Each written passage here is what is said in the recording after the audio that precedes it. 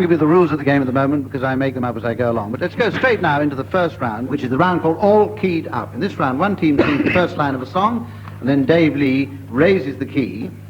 Dave Lee, sitting at the piano, that is, raises the key, and the other team sings the next line, and then the key is raised again, and so on.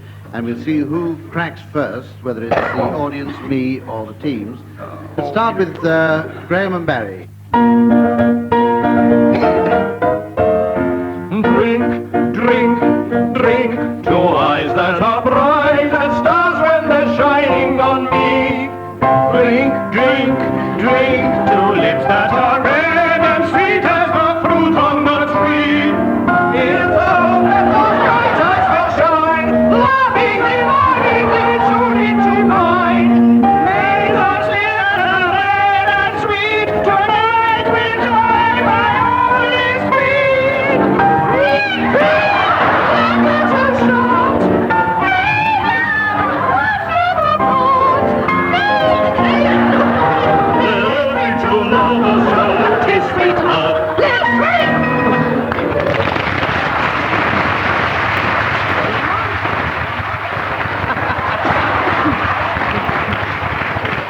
In fact, Tim and Bill get the 2 marks there because Barry and Graham, you dropped an octave. I don't know whether you noticed. This is where I introduce around the Builders Ball. If you make a note of that, teams. Right, now we go on for word.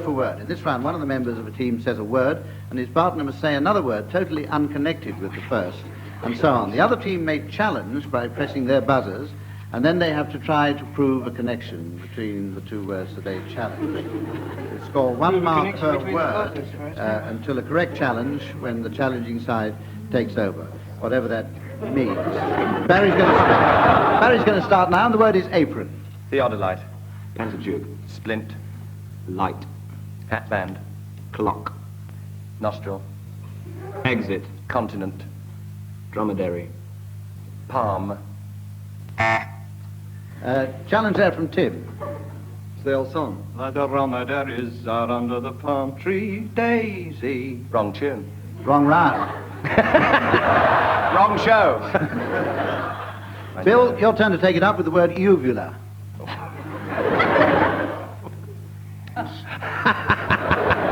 Starting now. How can I know whether it's disconnected when I don't know what it means? If your uvula is disconnected, you It better is retire. disconnected. Yeah. Okay. Let's go.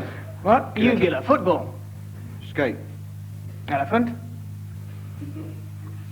Dog. Challenge there from Graham Garden. Yes, he was going to say elephant's foot umbrellas. I'm not awarding any marks for clairvoyance. Yes, I knew you wouldn't.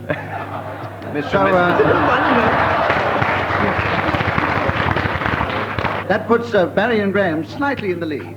We go on to our round called Musical Story. In this round, Dave Lee will play a tune, and one of you must start a story relating to the title of that tune.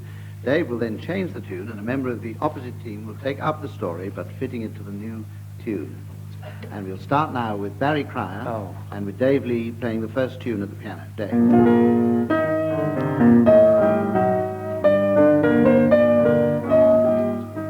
Once upon a time there was a little leprechaun. Well, he was actually half Irish and half Jewish. He was actually a leprechaun. He always heard the legends of the leprechaun and the crock of gold, but he hadn't got one, and he felt very left out in this. He felt sort of excluded, and he thought, where can I find the crock of gold? And suddenly it struck him. He said, I know where I can find the crock of gold. I can find the crock of gold under the daisies. Or under daisies. Which is a very different thing, I can tell you. Anyway, so he went to find Daisy. There she was, sitting on a tuffet. Good job we're not rhyming in this. Sitting on a tuffet, eating her curds, and way! Along came the leprechaun and lifted up her skirt, and to his surprise, he found not a crock of gold, but...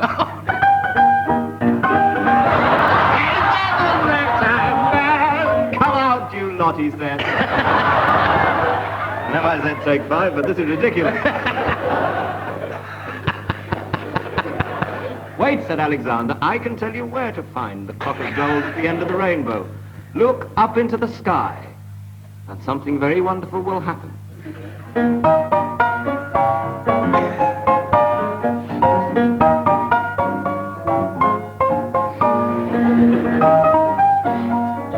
You will see a flying piano.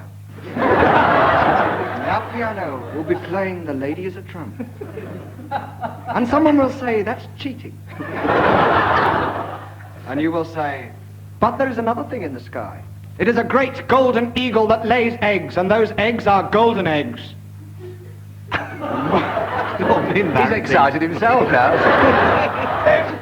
And one day when the young prince comes from over the water, people will say, those eggs are for him. Otherwise, the world will feel that.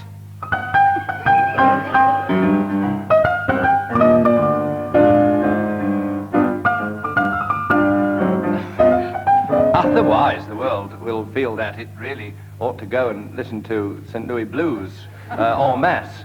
And so the leprechaun, seeing the flying piano just out of his reach, leapt upon a string bass, which was flying past at the time, and his mother accompanied him on the piano. And they made their way as far towards the end of the rainbow as they could, but suddenly they were stopped. "What is it, mother?" the leprechaun cried. "Why, sure," she vouchsafed. "'Tis nothing but a..."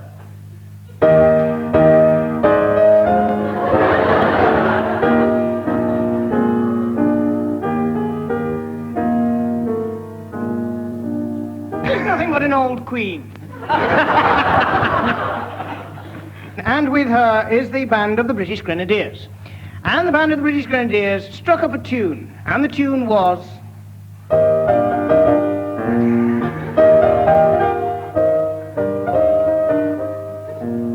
That was a nice tune, said the leprechaun. Where do you go from here? But wait, I must find my crock of gold to go on to the journey's end. I shall not cease from striving till I find that crock of gold. Ah, said his mother.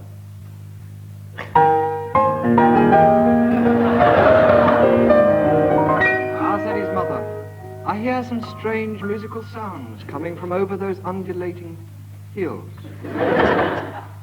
Those hills are alive with the sound of music. That is the place to go. Barbazo. He snapped. And the leprechaun. He's gone, he's gone. What? Are you advertising? What is this? I'd like to just The leprechaun said, Mother, you're having one of your funny turns. It's not your And she funny said, I turn. wish it was Tim Brooke-Taylor's turn. There's a bonus of 10 going for the first person who finishes this story. And the mother dropped down dead, and so did the leprechaun.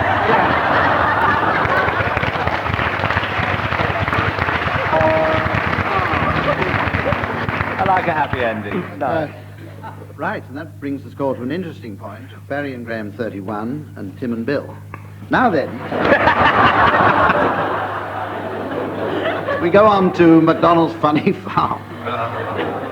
Right. In this round, one team sings Old MacDonald's Farm, accompanied by Dave Lee at the piano, and the other team makes suitable noises for what's on the farm, and vice versa. We're going to start now with Barry and Graham. Will you sing Old MacDonald's Farm, and Tim and Bill, will you provide the noises, please? Barry, Graham.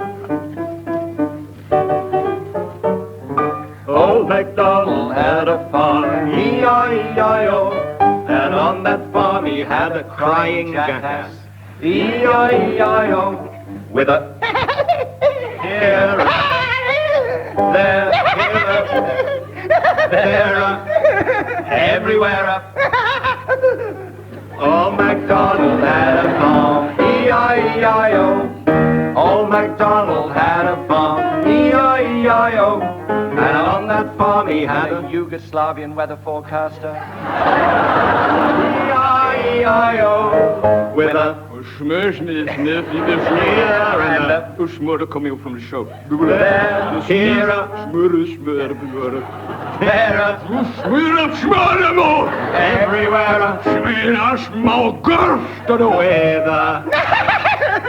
here and a there, here,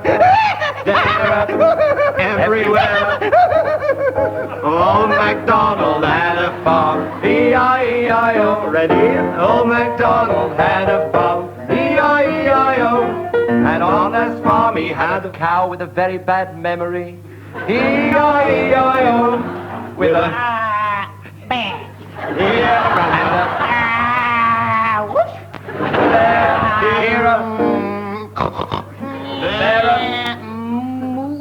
everywhere.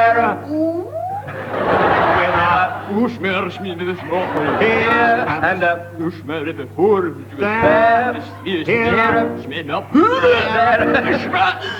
everywhere. With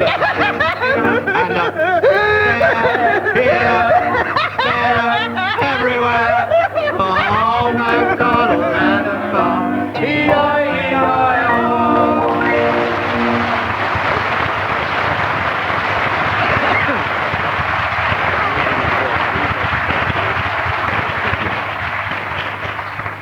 Bill and Tim get 6 marks for that, and now it's your turn, Bill and Tim, to sing, and Graham and Barry, you to make the noises. Don't expect us to be kind. Old MacDonald had a farm, E-I-E-I-O. And on that farm they had a goggling mouse, E-I-E-I-O. With a squeak here and a squeak there, here a squeak. Cheese, please. Everywhere. I've been trapped. Old MacDonald had a farm, E-I-E-I-O. Old MacDonald had a farm, E-I-E-I-O. And on that farm he had a Jewish pig, E-I-E-I-O. With a already. Here, there, everywhere. My boy.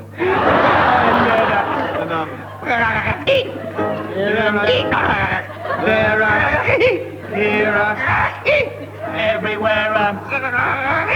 Oh, MacDonald had a farm, E-I-E-I-O. Oh, MacDonald had a farm, E-I-E-I-O. And on that farm he had a football match, E-I-E-I-O. With a here and a there, here a there. Leave him. Everywhere. Don't do that. No. With a my life. Here and already. There, here, there. Everywhere. Moink, moink. Here and there. Everywhere. Oh, MacDonald had a farm, E-I-E-I-O.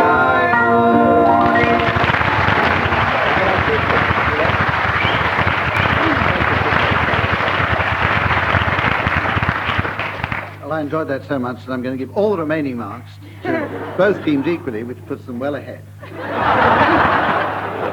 And we come now to the round called ad-lib poem. Ad-lib poem. Now, the members of each team are going to make up a poem. Each team member must keep going until I press the buzzer, and then a member of the opposing team must take over. This goes on until the natural artistic conclusion is reached, or until we all get fed up. Right, now, Bill and Tim, your first line is, don't you remember that moment of madness we had on Skegness Pier? Starting with you, Bill. Oh, thank you very much. Don't you remember? Don't have to write it all down. Oh, my God. That's one of Tennyson's, isn't it? Don't you remember that moment of madness we had on Skegness Pier? The sky was black, the night was green, and I turned a trifle queer.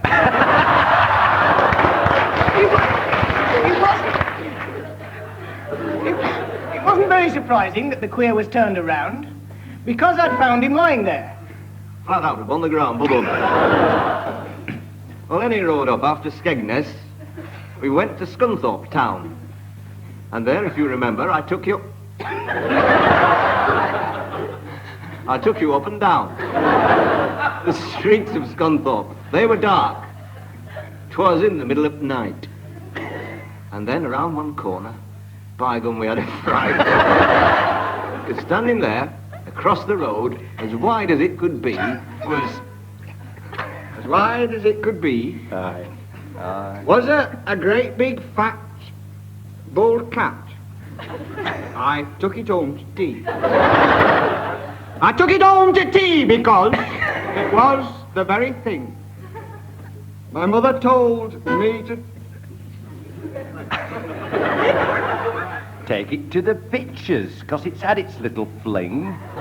It had its tea quite earlier, and then it fought a dog. I should be careful. It's not a catalogue, this is a monologue. So we picked up the cat and took him home again to watch the telly. And And he said, News at 10 is on. That is my favourite programme. I watch it every night.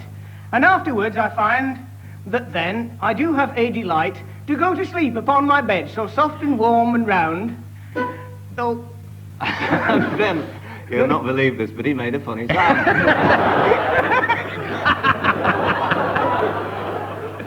My mother said, was that the cat?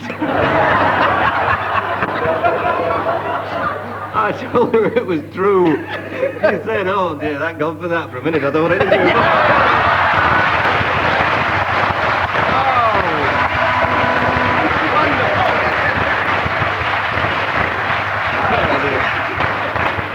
James set yes. cats, marvellous. Albert and Lion. Teams, do you want to do another one of those or not?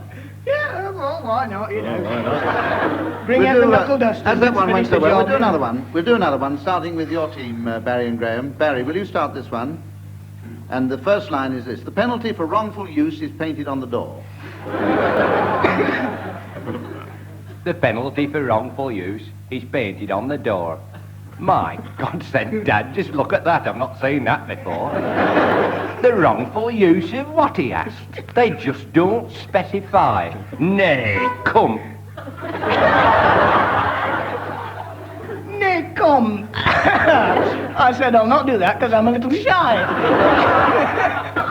And I have a funny feeling that's what notice is about.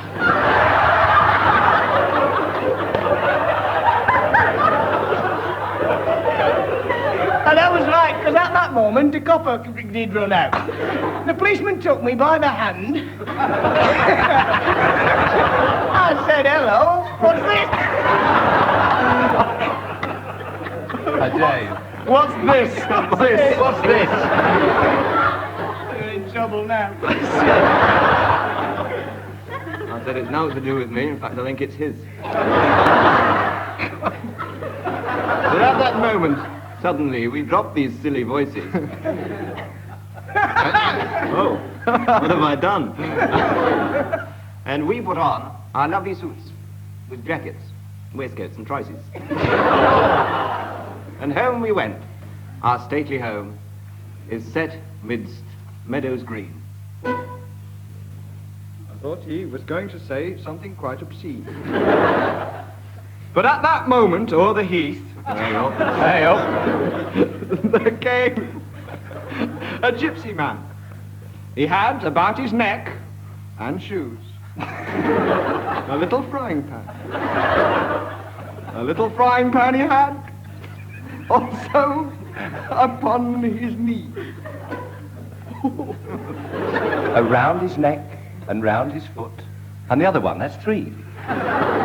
Behold. Behold, a pan-laden Romany. My mother said, perchance. She donned her golden earrings and cried, let us have a dance. They brought a rather campfire, and excitement grew intense. It grew to such a pitch that I rushed off. I can't do the next line, but it ends up with immense. I'll leave thee to figure that one out, my mother said to me. So then I picked up frying pans. Remember, there were 3. And took them off into the house, where I had put on to frizzle. A pair of lovely sausages. And by gum did they sizzle. The sausages were quite soon done.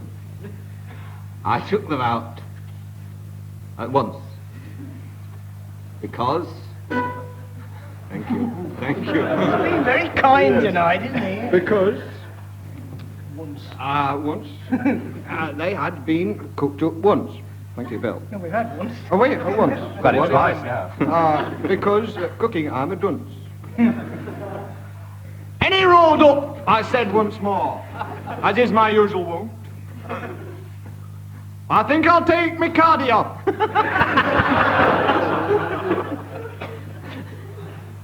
So you won't see me gunt. A gunt, I cried. What is a gunt?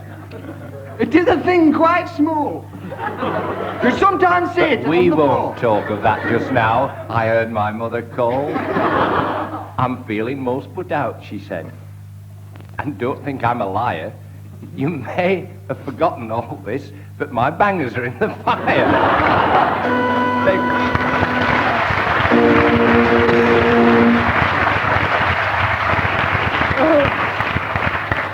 Barry and Graham 43, Tim and Bill 42. Or vice versa. Now then, we come to the last round, and this is the point in the programme where I ask the members of the teams to give their announcements for the arrivals at the Builders' Ball. And the first arrival at the Builders' Ball is Mr. and Mrs. Does Estimate and their son, Bill Does Estimate. Will you welcome now Mr. and Mrs. Point and their son, half man, half horse, Centaur Point. Will you be very kind, please, to the next visitors? Please. Rather shy, please. Mr. and Mrs. Trickle Installations. And their son, Alec Trickle. Mr. and Mrs. O and their daughter, Patty O.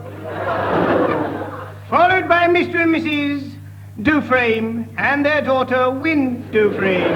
Mr. and Mrs. Sonnet and their sexy daughter, Desirable May Sonnet.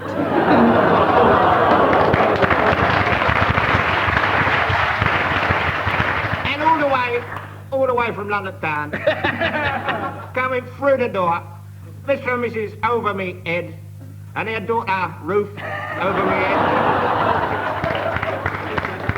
Followed by a pair of friends, Mr. and Mrs. Detached, and their son, Sammy Detached. And also... Mr. and Mrs. Stoses and their son, Terrace Stoses. Mr. and Mrs. Neapot and their son, Jim Neapot.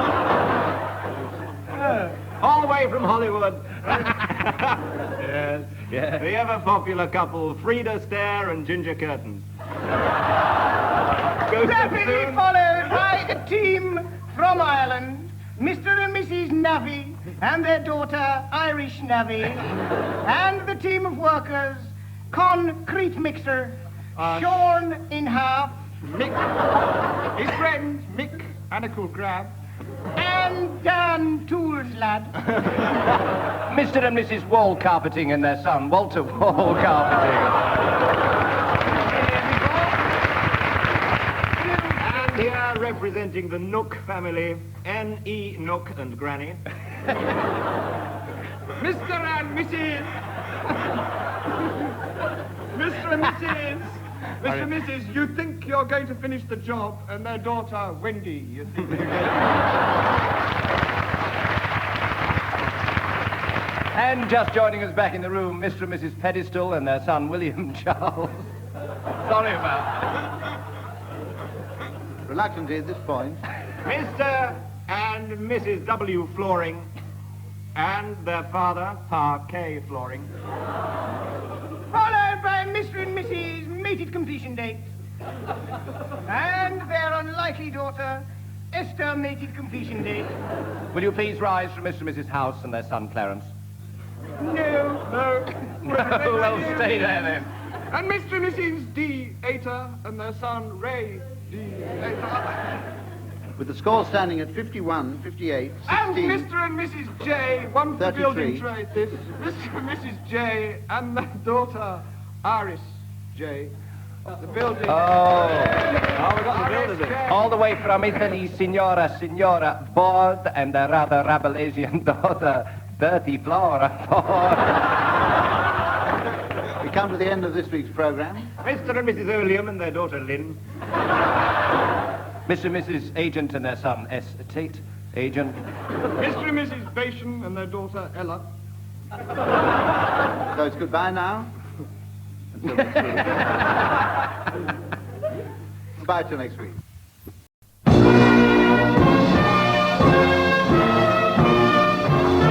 We present I'm Sorry I Haven't a Clue, and your chairman tonight, Barry Cryer.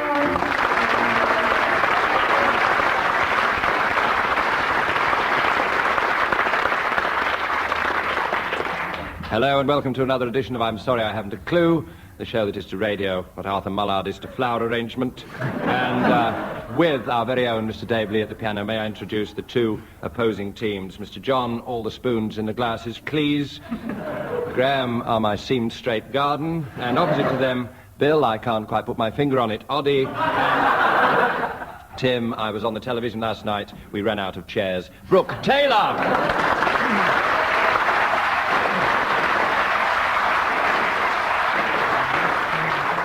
Let us plunge headlong into the first round, gentlemen. The first round is our singing musical, not that those are necessarily relevant, singing relay. In this round, one of the players of each team starts off a song, and he and his partner must sing a duet, but each singing alternate words. Any player who falters or messes up our game is declared soppy, and several points go to the other side. I think we'll start picking up the lyrics. Let's start with John and Graham. The song in question is Roses of Picardy. We have to do this, don't we? Roses are shining in Picardy, in the hush of the silver dew. Roses are flowering in Picardy, but there's never a rose like you. And the roses will die with the summertime, and our roads may fall apart. But there's one rose that dies not in Picardy. 'Tis the rose that I keep in my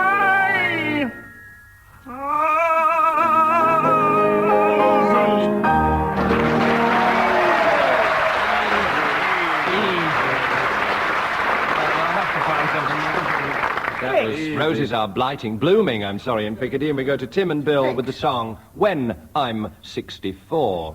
When I get older, losing my hair many years from now, will you still be sending me a Valentine birthday greetings bottle of wine? If I'd been out till 2:45, would you lock the door? Will you still need me? Will you still need me when I'm 60?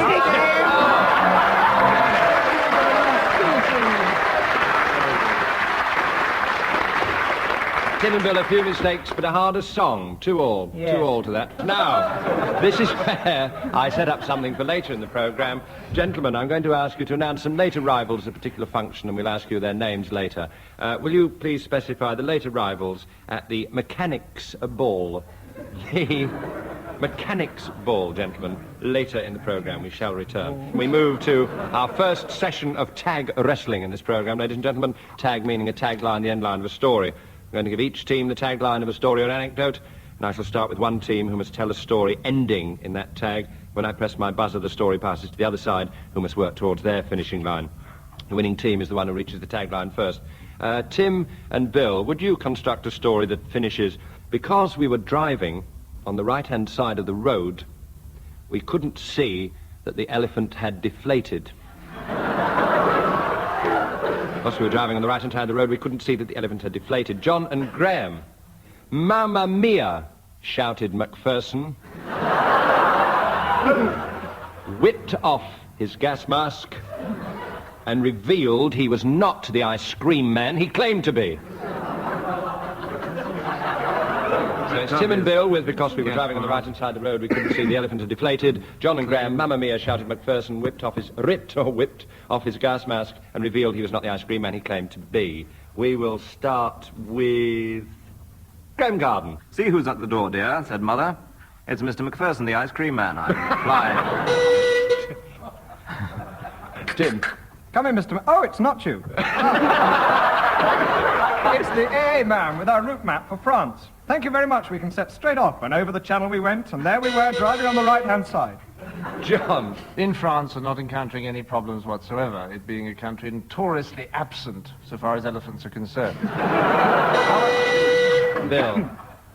And so we continued on down to Africa. French equatorial Africa, where, of course, they all... Graham.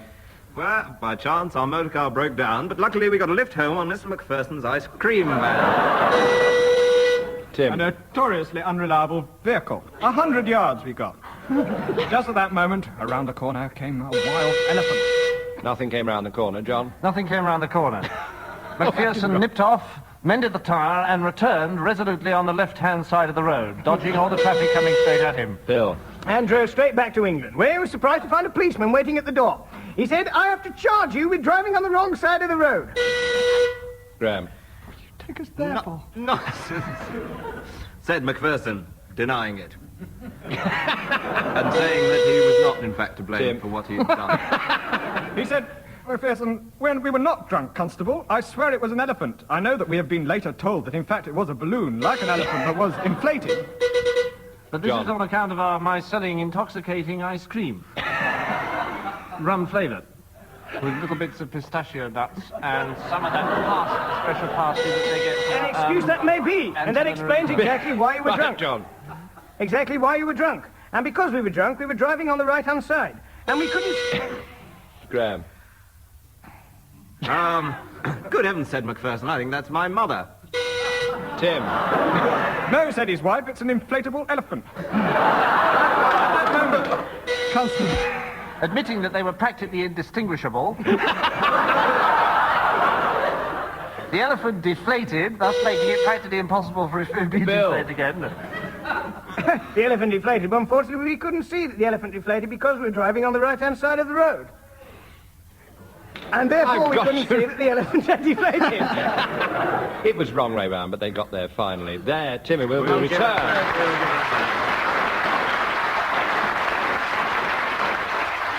It was a gat rather than a tag at that moment, but we will return to tag wrestling in a moment, and we in fact move to our next round, which is limericks. Limerick time.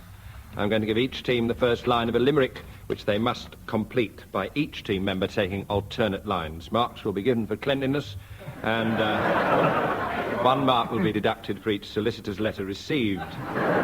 Let's start with Tim and Bill. Tim and Bill. There was an old man with a stutter. There was an old man with a stutter. Are you ready? Are you ready? Yes, With yes. a stutter. Who massaged his larynx with... margarine.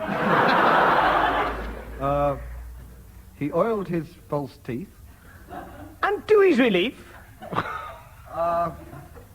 He found he could talk so much butter.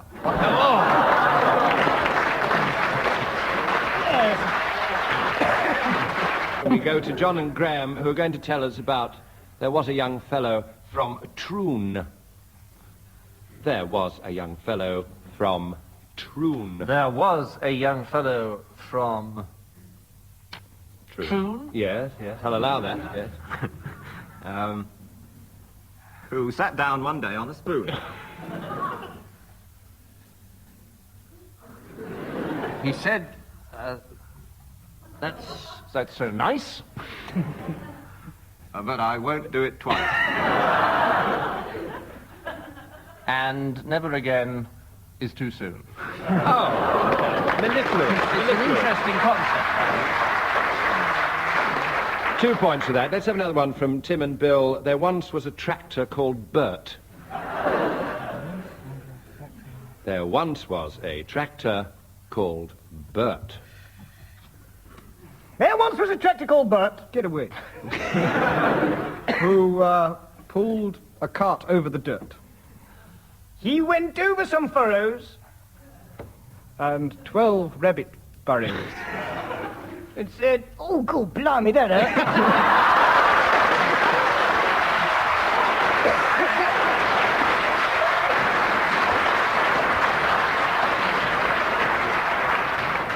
Magnificent, said he impartially. 3 points. But John and Graham, a chance to hit back with, there was a young lady so coy. There was a young lady so coy. There was a young lady so coy. That she'd never been out with a boy. So she... Caution, Graham. Good evening, officer. We've got some visitors in the studio. Do sit down. Go on, Graham. So she hid in a sack. And lay on her back.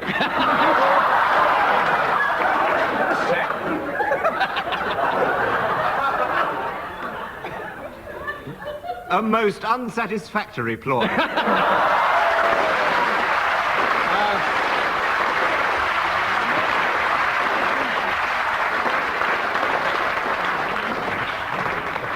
Now, the next round is called I Want to Be Brian Ricks, or Word for Word. I'm going to give each team a word, and they must immediately come up with another word which has nothing whatsoever to do with the word I gave them. The other team can challenge and try and establish a connection. I'll start with John, please, and I'll give him the word cassock. Elf. Botanical. Spoon. Runcible. Interruption by Bill and Tim. 2 fingers above a single I'll get thought. away with that. Runcible spoon. Never heard of it. Runcible spoon. It's a vague, tenuous connection. I'm going to allow that. I'm going to give a point to Tim and Bill. And let's leap to Tim with the word bollard. Joke.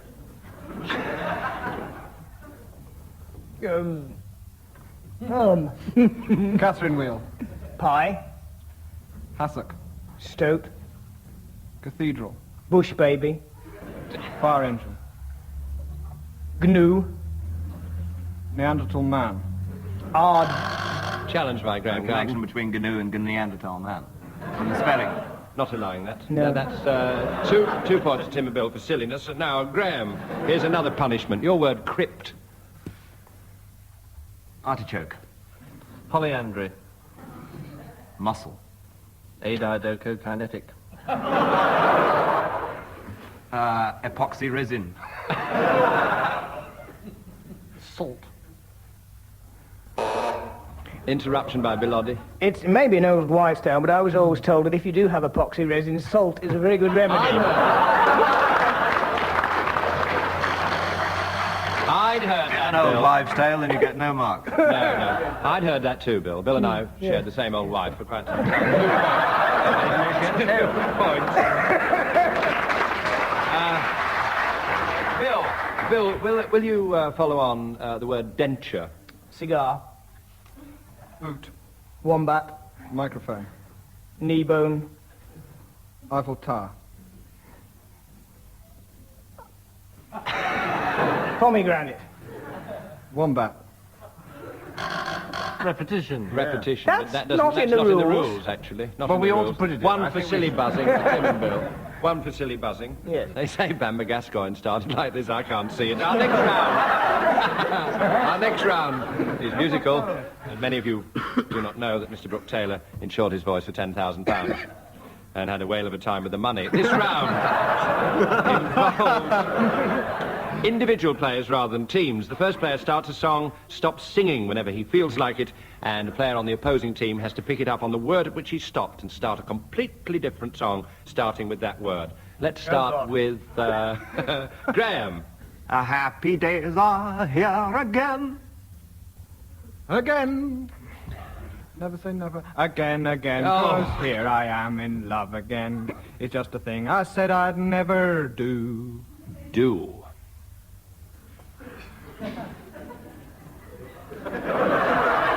Oh, a dear, a feeling. Ray, a little piece of fish. Dreadful. Stingray. sting in the toe. No. I want to start another song immediately. I feel rather ill. I want to start another song with Bill Oddie, please. I've got hiccups. This is a repeat. Sorry. When I see me till I see coming through the rye. Rye hick, Rye to Graham. Rye whiskey. Rye, a piece of golden Excellent. me a name I call myself. Self. Go on, I'm enjoying it, Graham. Self. Myself. A racing flower is something you buy. McDougal's is the name.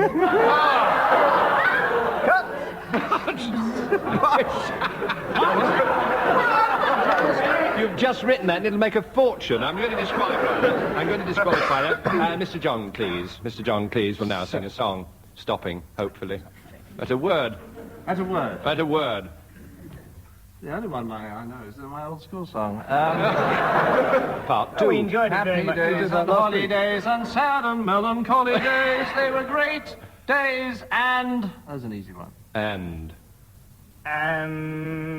if you tell her, and if you tell them, and I'm certainly going to tell them. You tell them, that, that you're the boy whose wife someday. That can't be right. The boy, but the girl whose husband someday I'll be. B, Graham.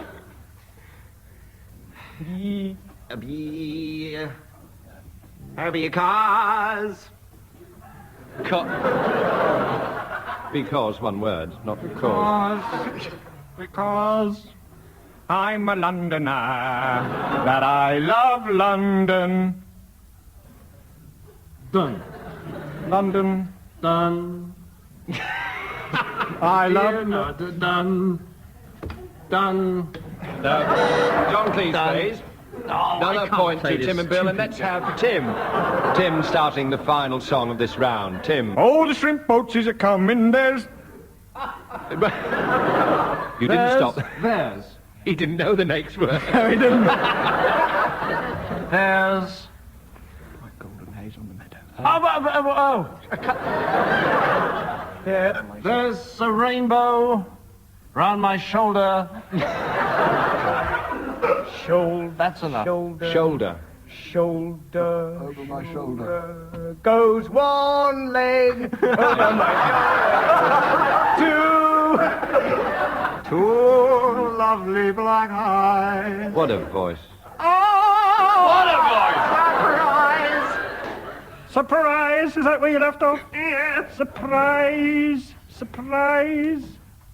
Surprise! You're dickering and dockering, Tim. I am what? Surprise! Hoot. Surprise! Open the oyster shell. Just 4-3 to John and Graham. Let's leap on to Tag Wrestling Part 2, in which, as before, each team will be given a tagline of a story and make their separate ways towards it. Let's change the order of giving taglines, swap it round a bit. John and Graham, your tagline: the rose fell off the duck's hat, and we all went home early. I'm sorry, so we all went home early. I think that's more interesting. The rose fell off the duck's hat, so we all went home early. And Tim and Bill, will you work towards hooray, shouted the girls. And Arthur Negus did a dance. So it's the rose fell off the duck's hat, so we all went home early, for John and Graham, and Tim and Bill, hooray, shouted the girls, and Arthur Negus did a dance. Tim and Bill, will you start your story, please? Well said, Arthur Negus. Using another voice from the usual. This is an interesting little clock here. I see it has little figures. John, please. Clock. It's in the form of a duck. I've never seen one like this my whole life. And look here, on the top of this clock is a sort of hat. Bill. And he handed the duck with the rose on top of its hat to the next contestant, who unfortunately dropped it and smashed it into smithereens. Not to worry, said Arthur. I'll mend it in a jiffy, and he did. And incidentally, he said, Tim. He said, I feel like a bit of duck and ate it. And he was then given the next object. And he said, yes, I'd pick it. But in his haste to identify the next object, I don't know why I'm talking like this because it's not relevant, he omitted to notice the duck's hat, which was quite indigestible. Bill. And lying on the floor, so he kicked it out of the way and picked up an antique banjo. This, he said, I would like to play, but unfortunately I need a little encouragement. Graham. Nobody was prepared to encourage him very much to play the banjo. He said, let's go home. And Arthur said, certainly. Tim. And he said to one of the other contestants, what's your name? And he said, Ted Ray. He said, who? He said, Ray. At this moment I walked into the studio, holding the usual rose between my teeth, and placed it on the duck's hat, which was lying underneath Bill. And Arthur said, if you're Ted Ray, I'll do a little dance. Now, what was your name again? Who? And the girl... Sadism, I love it. My name is Irrelevant. Arthur Irrelevant. At that moment, the rose, which was on the duck's hat, the rose... Rose. And he said, who? I'm sorry to be so inquisitive. Ray! Shouted the girls. And Arthur Negus did a dance. Excellent. Excellent.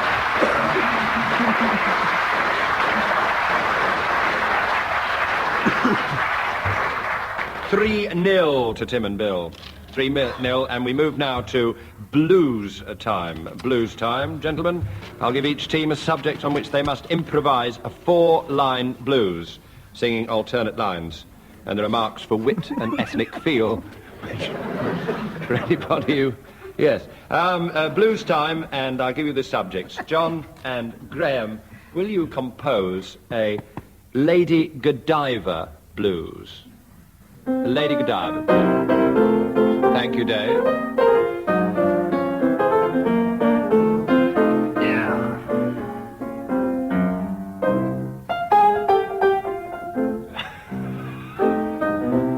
Rhymes with Godiva. Liver. Shriver. Sergeant Shriver. I woke up this morning. I took a look outside. Oh, yes, I did. And there was a lady called Godiva. You don't say. And she was going for a ride. No. She was riding side saddle. And my house was on the wrong side.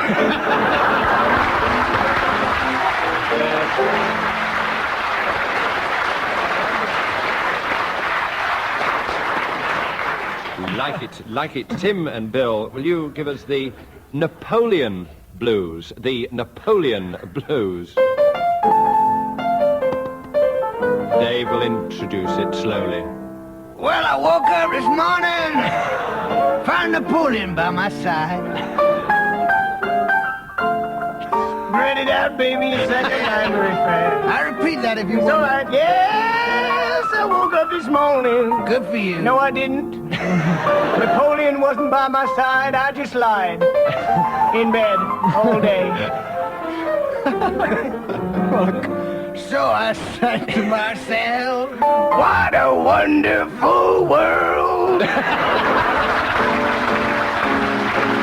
Well, at least I tried with rhymes with mine and saw it. Had the real authentic messiness. Let's go to John and Graham. Give them another subject for blues. Gentlemen, would you like to say a blues on the subject of a rubber dinghy? The rubber dinghy blues.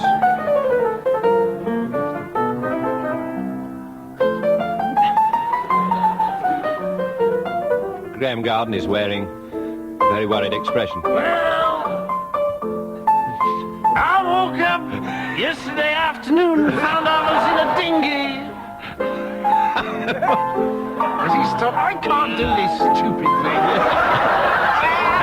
I just lay there, trying to think of rhymes for rubber dinghy, such as pingy. That pinky wasn't very good. And So if you can think of a rhyme, give me a ringy.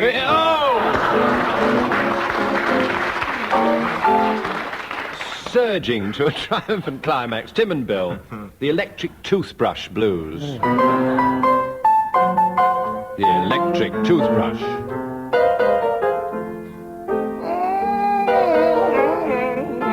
That's right, Bill. Well, I woke up about 3:30 sometime last night, a couple of weeks ago, with an electric toothbrush by my side. I plugged it in the mains, and I damn near died. I can tell you what. All right, you nearly died, 'cause when I put it in my mouth, I got a toasted tongue and my gums near fried.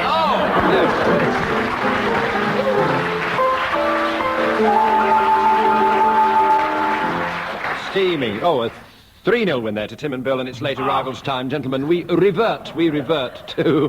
Look at pain on Mrs. Cleese's face. We revert to our late arrivals at the Mechanics' Ball, gentlemen, starting with John Cleese, who arrived late at the Mechanics' Ball. Mr. and Mrs. Drover and their son, Alan Drover. A Land Rover. arriving late at the Mechanics' Ball, Mr. and Mrs. Ing Station and their son, Filling Station. And arriving from Sweden, Oh, yes. Mr. and Mrs. Grease and their son, Axel.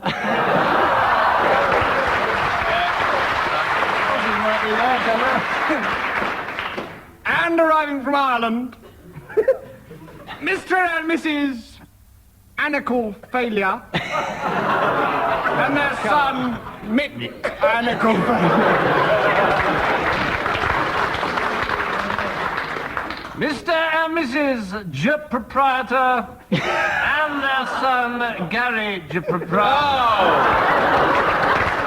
And arriving from the north of England, Miss and Mrs. Freeze and their relations, Uncle Freeze and Auntie Freeze. Oh!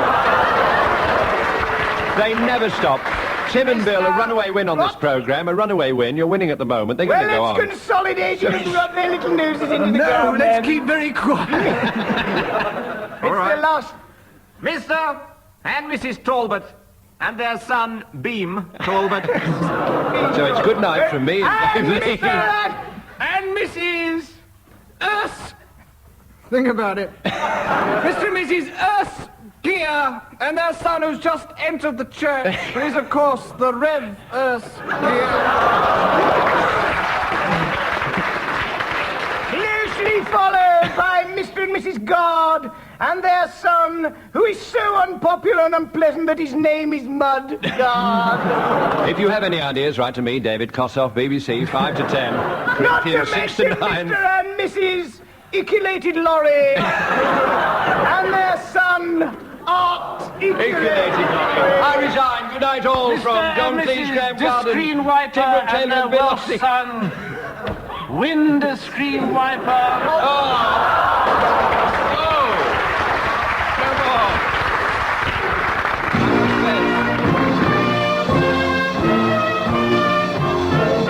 That was Barry Cryer saying goodbye on behalf of Tim Brooke-Taylor, John Cleese, Graham Garden and Bill Oddie. Dave Lee at the piano and producer John Castle.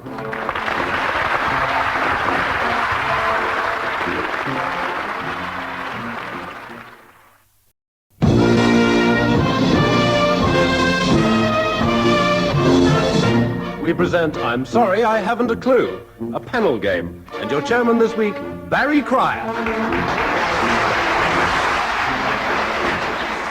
Hello again. Once again, we're gathered here to perpetrate this monstrous panel game. In the blue corner, Graham, hello, Cheeky Garden, and Joe, hello, Sailor Kendall. Their opponents, Tim Brooke, hello, Taylor, and Bill, goodbye, Oddie. Now, normally, we start with the musical round, and I'm afraid this week is no exception. In this round, ladies and gentlemen, I'm going to ask each team to sing a song, but they'll have to sing it as animals. Can't do it. Can't do it? You'll have to. Graham and Joe, I want you to sing Hernando's Hideaway, but in fact as a dog and a cat. Easy.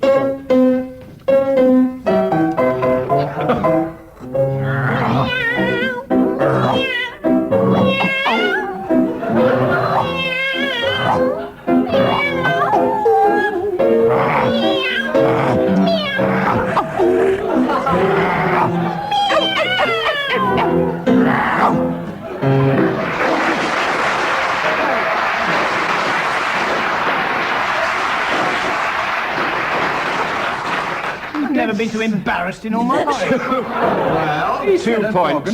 Two points and a slight dose of mange, and I ask Tim and Bill to sing volare, but in fact in the roles of an owl and a parrot. Who's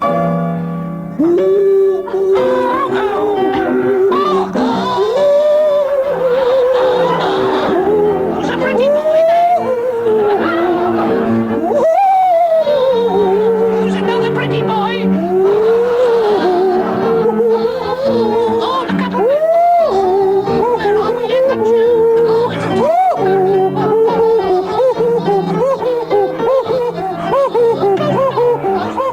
I'm stuck.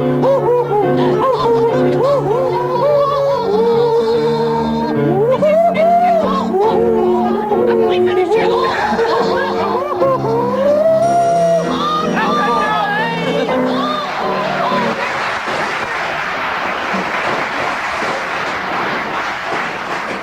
Finest example of teamwork in Tracklist Welsh. I declare them winners, if only for stamina, by 3 points to 2. Here we're going to set up the feature for later in the programme, our late arrivals. We want some silly names, ladies and gentlemen, for the people who are going to arrive at the Fishmongers Ball.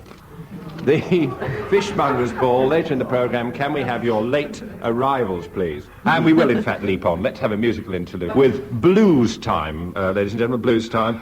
Each team's going to get a subject on which they must improvise, nay, compose a four-line blues, and they sing alternate lines. We'll start with Tim and Bill on this. Your subject, and I've taken out insurance before I say this, Des O'Connor. It's not a subject. Something to sing the blues about. Oh, wait a minute. Isn't everybody? We want to sing the Des O'Connor blues, all right? Oh, yeah. I woke up this morning. You could have fooled me. Leapt out of my bed. Yes, I did. I leapt right out of my bed. I thought there was something good on television. But oh no, there was the Des O'Connor show instead. Well, now, when I'm going to tell you something, people, I don't want to say anything bad about Des O'Connor. 'Cause you shouldn't speak ill of the dead. Hey!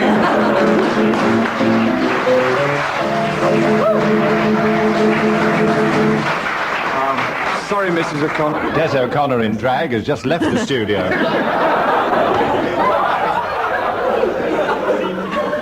We move now back to Joe and Graham. That was the Des O'Connor blues, by the way. Got 4 points and 2 solicitors' letters. We go to Joe and Graham. Will you sing us a blues about strikes? I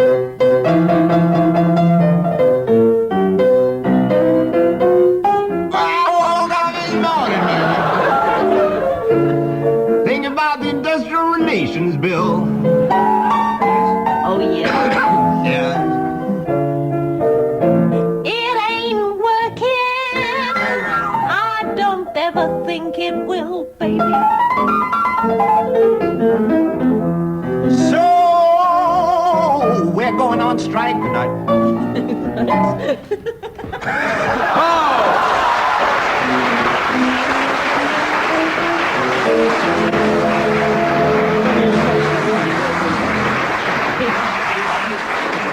For everyone at home, they walked off. Shabby but effective, shabby but effective. You won that round by 1 point, Joe and Graham. We move to misleading readings. Misleading readings, our next round. In this round, each team will read a well-known piece of prose or verse in funny and extremely silly voices, and the other side have to try and identify the piece. I shall score erratically. We'll start with Tim and Bill with their first piece. Which is The Seagull by Anton Chekhov.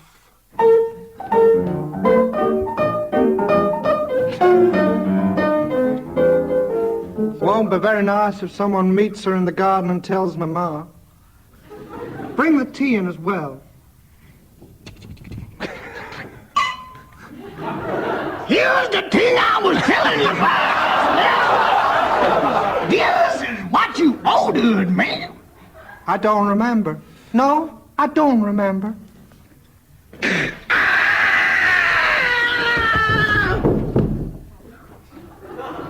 That's nothing. You could have fooled me.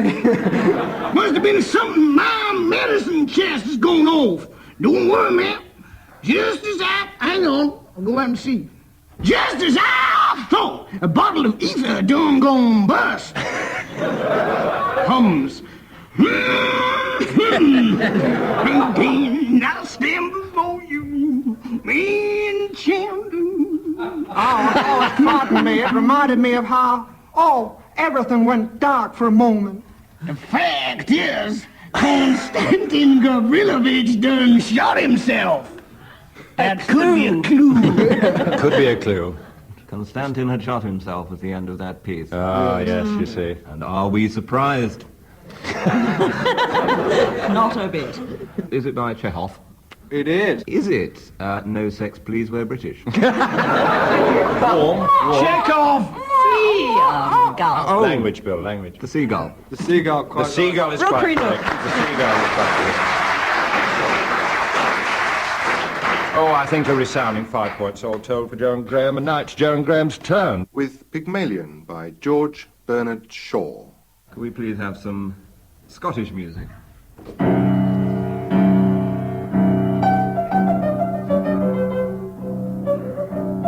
I don't care how you treat me. I don't mind you swearing at me. No. I don't mind a black eye. I've had one before this, but I won't be passed over.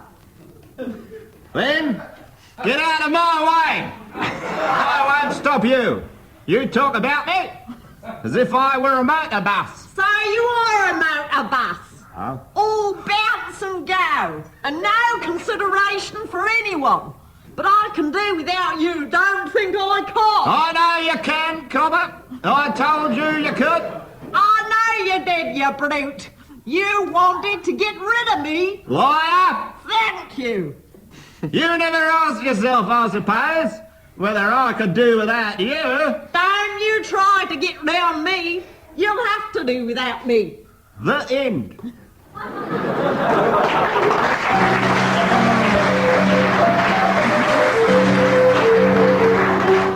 An extract. Des O'Connor in drag has just returned to the studio. He was playing a club in Brewer Street. Now...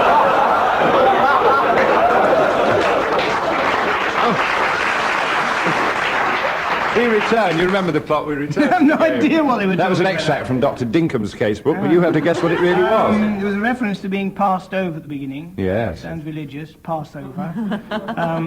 Jesus Christ Superstar. No. Australian Superstar. Australian. Rolf Harris Superstar. Don't think Australian No, will help couldn't you be Bill, that. at all. Bit of a pig. Pig. Oh. So. Too much It was of a hell of a clue there. bore, I know, but... Porky and Bess? No. Which it isn't. I'm sure you know. Jokes like that. Bernard Shaw, I know it, yes. Sure I do. Pig. Yes. The pig cart. No. The doctor's... Cowmalion. The doctor... Cowmalion, you're so warm. The doctor's dilemma. Let's... No. You've got it, haven't you? You have got it. Yeah, but that's nothing to do with the program. Just don't come near me. That's just the doctor's dilemma. Say it again, Bill. Say what you said before, just this minute. Cowmalion. Cowmalion, indeed. Or read Pygmalion by Artie Shaw. You're quite correct there. And it's to all misleading readings. Did you, heifer? Did you? Now on to the next round. And I'm going to ask each member of each team to, in fact, declaim a well-known poem, but they have to declaim it tunefully, ladies and gentlemen, because you have to sing a well-known poem. We're going to start with Graham Garden. And so it's Graham Garden singing Gray's Elegy in a country churchyard to the tune Darktown Strutters Ball.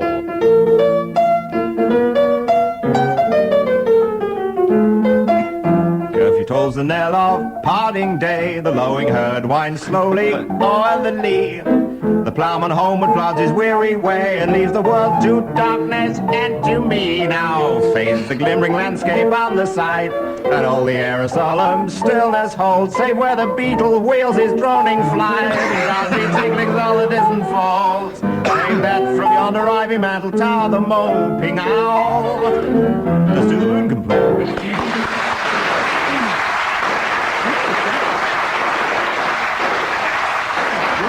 There'll be some... rehearsed that. There'll be some turning in the graveyard tonight. 2 points. 2 points to Graham Garden. Bill Oddie, will you oblige? Shelley's The Daffodils, Bill, on page 239, but in fact to the tune of Somewhere Over the Rainbow.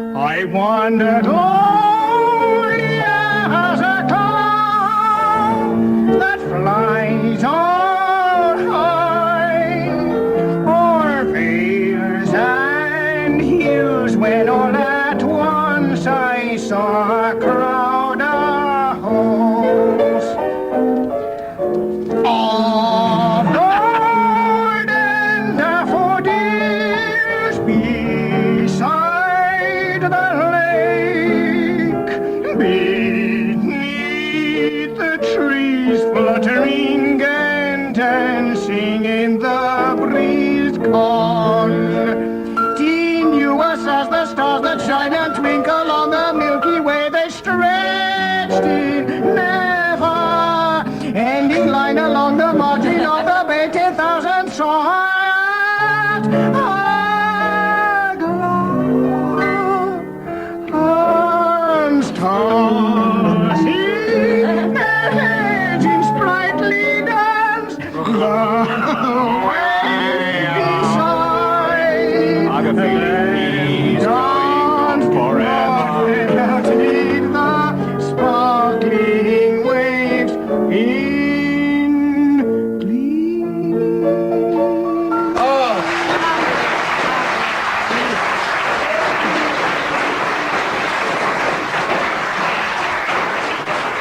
We've reached the end of the rainbow. 4 points to Bill Oddie, and of course it's just been pointed out to me that The Daffodils was of course written by Wordsworth and not Shelley. Just checking that everybody was taking notice. And now, Joe Kendall, I'm going to ask you to procure your book, page 26, Blow, Blow, Thou Winter Wind, by William Shakespeare, better known as Percy Bysshe Shelley, and to the tune of If You Were the Only Girl in the World.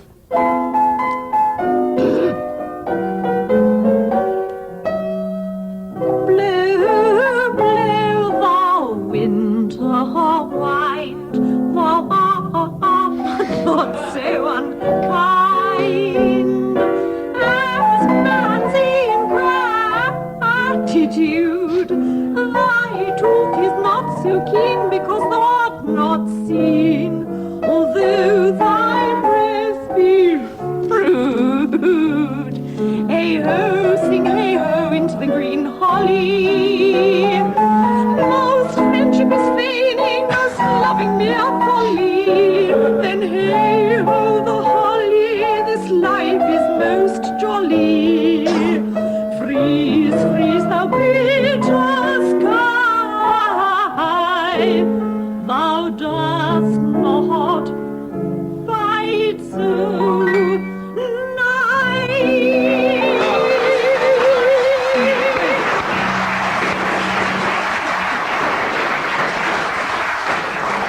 Joe, good wasn't the word for it. 2 again for that. Now, Tim Brooke-Taylor. I've done mine. Tiger, Tiger, by the well-known spy, William Blake, to the tune of Around the World. Is that 80 days, Tim? Yes. I'll search for you, that one. Tiger, tiger, burning bright in the forest of the night. But a mortal hand or I could frame thy fearful symmetry in what a distant deep so skies when the fire of thine eyes of what wings they aspire, what the hand sees alive.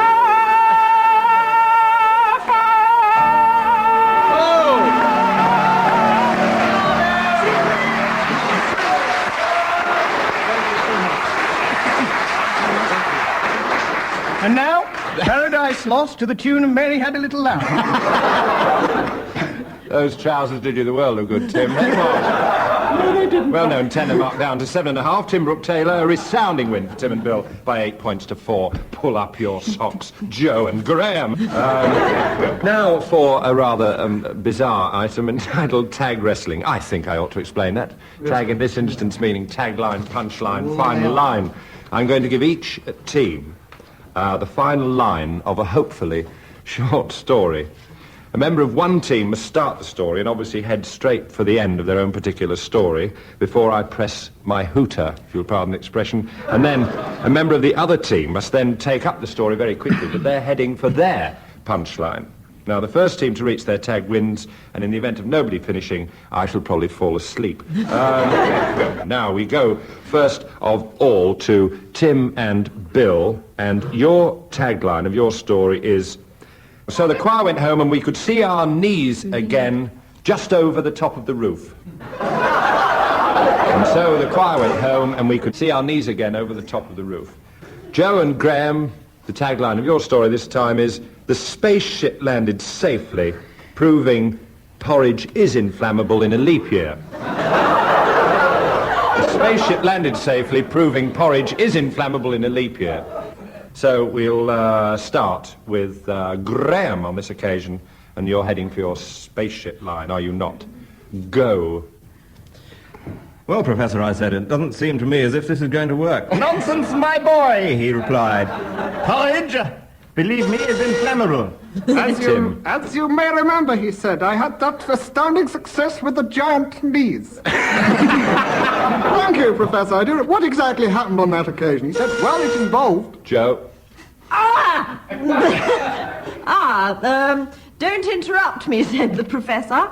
And then the second experiment you did was when the spaceship landed Well, safely. also on the subject of giant knees, insofar as the first lot deflated. So I made another lot, and of course we were hoping for success, so we went to the church to pray for the giant knees. We took them along there, and we asked the vicar to bless them.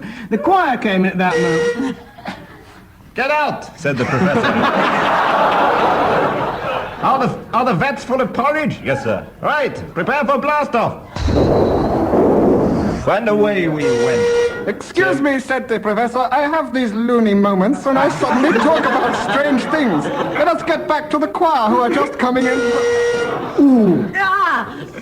But the spaceship had already gone off with its inflammable porridge as fuel, and... Naturally, the noise this made passing through the sound barrier was as if 1,000 Concords had passed that way, and the roof of the church collapsed at that moment, thus lowering it. Luckily, the choir leaped out of the way. The spaceship landed safely, proving porridge is inflammable in a leap year. Yes!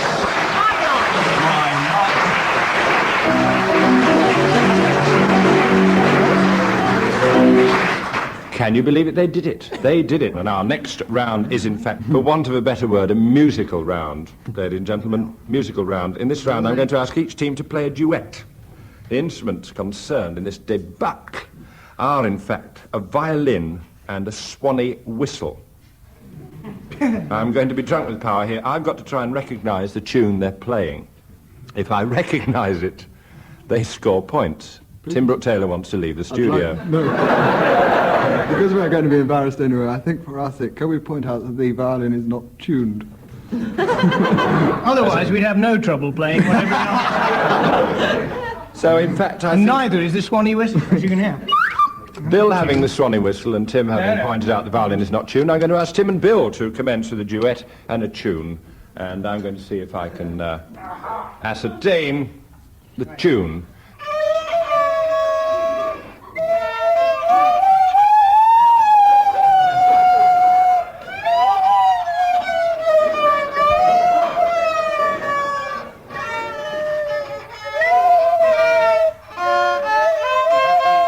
That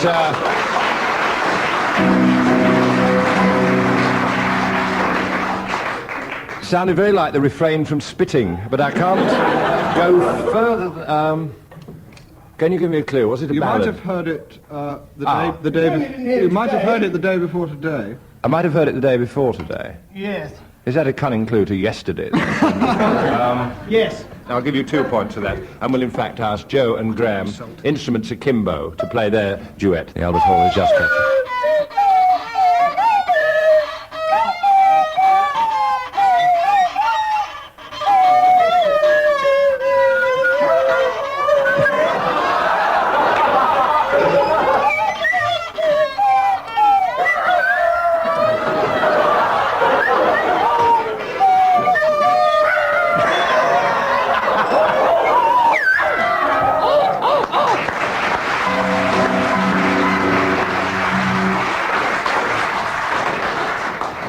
was but 3 randy chickens.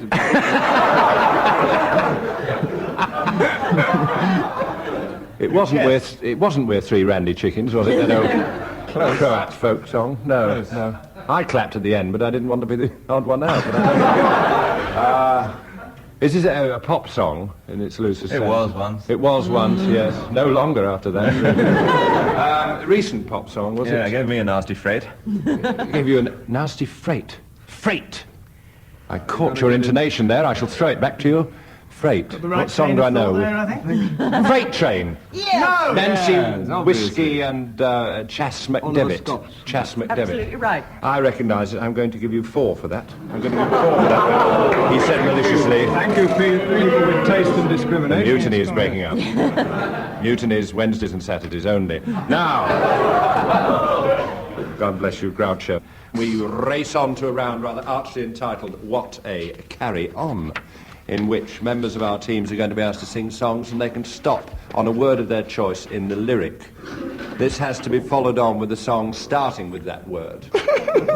Although I will allow a certain amount of overlapping, which of course won't be seen by the people at home, so we'll get away with it. So, he will, in fact, I think we'll start with Bill Oddie, who will sing and stop on a word of his choice. When you begin, it brings back a night and day. You are the one, only you are my heart's desire. Was that desire or delight? Desire. Desire. It should be delight. I'm going to give you a point for that. Delight. Joe and Graham, because Tim should have said delight there. I'll give you a point. Carry on from delight, please, Graham. Sorry, Tim, not desire. No, perfectly right. I'll just look at life. Delightful to know and heaven to kiss. Just allow that, yes. Kiss is my lucky day.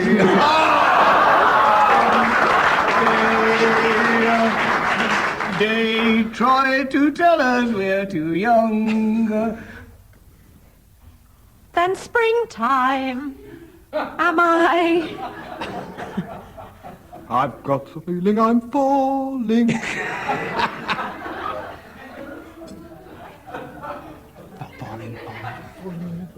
Falling in love again. What am I to do? Never wanted to. But I've got them. Lovely black eyes. Oh! You beautiful doll, you great, big, beautiful Doll, singing doll. What was the... Now, we've gone... I'm going to score Tim and Bill 6-4. And now we revert to late arrivals. You may remember I asked for people who are going to arrive at the Fishmongers Ball. And first we'll go this time to Joe and Graham. Who arrived at the Fishmongers Ball? The next arrival at the Fishmongers Ball is Mr. Ian Chips and his dog, Scamp Ian Chips. Like it. The next arrival at the Fishmongers Ball is Mr. and Mrs.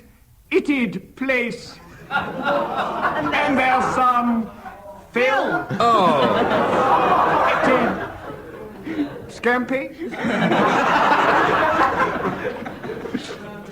Landing on that one, I like that. Arriving at the Fishmongers Ball next, Mr. and Mrs. Urbank, their 2 children, the budgie, the cat, and the dog Urbank. They're 2 children. Mr. and Mrs. Hiram E. Butt, and their son, Hal. Oh! And also, a touch of royalty to the occasion, the Queen of the Basques. Listen carefully, Madame Shark. And their son, the basking shark. I will score that 7-6 A in late favour. arrival. At the Fishmongers Ball. It's running at Hoping to get a laugh, so be kind to him. Mr. and Mrs. Sleep in the subway, darlings. And their dog, Fish. Who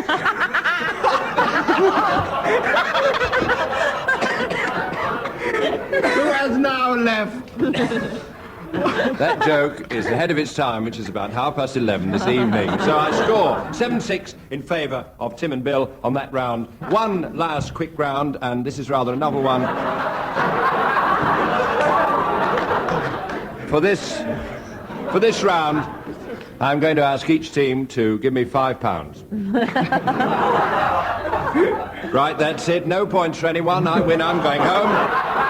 Good night for now. Bye.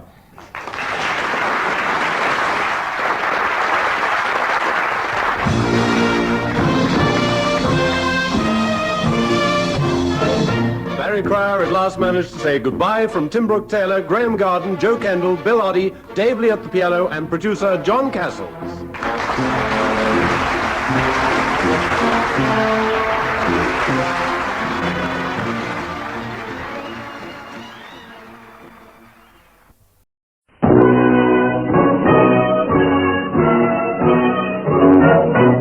We present I'm Sorry I Haven't a Clue, the antidote to panel games.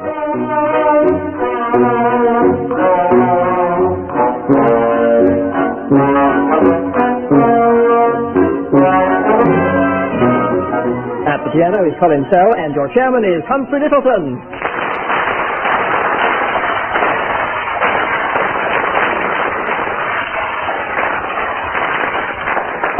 Hello and welcome to what is in fact the last edition of the present series. But what particularly sad for me is that there'll be another one in a few months. So unfortunately not for the last time, would you welcome please Tim Brooke-Taylor and Willie Rushton on my right.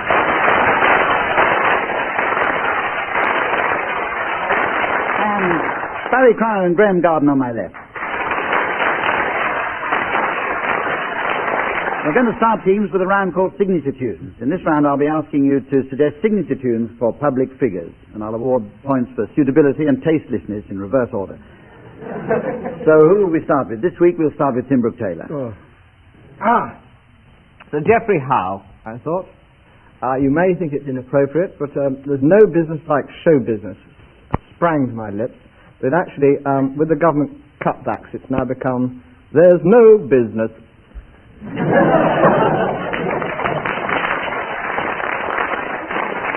He also sings, You'll Never Know Just How Much.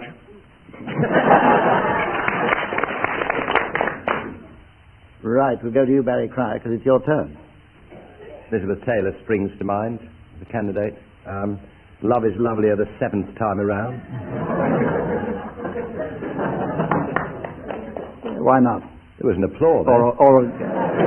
Or again, why? Willie Rushton. There's one they sing around the cabinet whenever they shower him with money, which is, he's delightful, he's the lovely, he's DeLorean.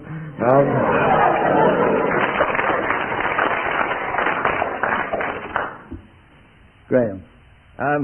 Yes, I thought possibly for Margaret Thatcher. She could have a theme tune. To everything, turn, turn, turn. Tim, do you have any? Oh, the Labour Party, Tony Benn, I thought, could have My Way. And Michael Foot could sing, It's My Party and I'll cry if I want to.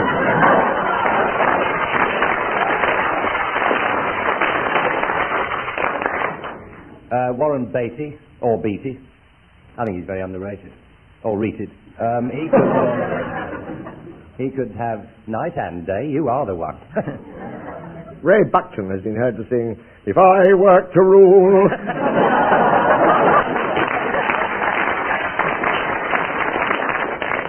Freddie Laker, I Who Have Nothing But Not For Long. Tiny Rowland is known for humming, Money makes the world go around, the world go around. Another one for Margaret Thatcher, I may be wrong, but I think I'm wonderful.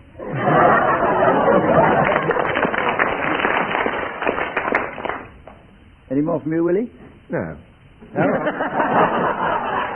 Unless you've got any suggestions, Humphrey? No, I haven't, other than that we go on quickly to the point where I tell the teams that at the end of the program they'll be introducing the late arrivals at the Builders' Ball. The Builders' Ball. They'll be around on Monday. Let's play a game called Call My Bluff, which is familiar to those of you who've seen will be familiar to those of you who've seen the television program of the same name. The teams are going to give me 4 different definitions of a word, and I have to guess which one is correct. And then they'll tell me, of course, if it's true or a bluff. Right, teams. The word coming up now is diameter. Diameter. And who wants to start?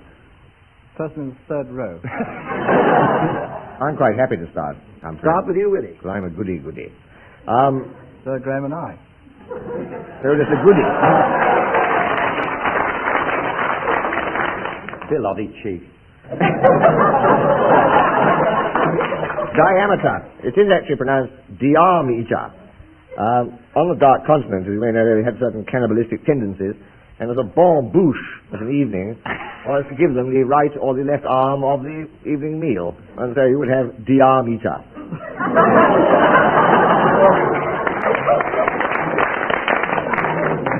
Okay, what about you, Graham Garden? Well, a diameter is not naturally one who diamets. The derivation of this goes back quite a long way, but not all that far. Dashiell Hammett was a writer of tough detective stories like The Maltese Falcon, and what's not generally known is that he had a Welsh brother, Di Hammett, who wrote similar stories with a sort of Welsh slant, like The Mumbled Falcon. And he wrote many Chandler-esque works, such as The Big Leak, The Heidi-High Window, Farewell, My Slavesli. So that's diameter. Now, anyone writing Welsh detective stories is known as a diameter.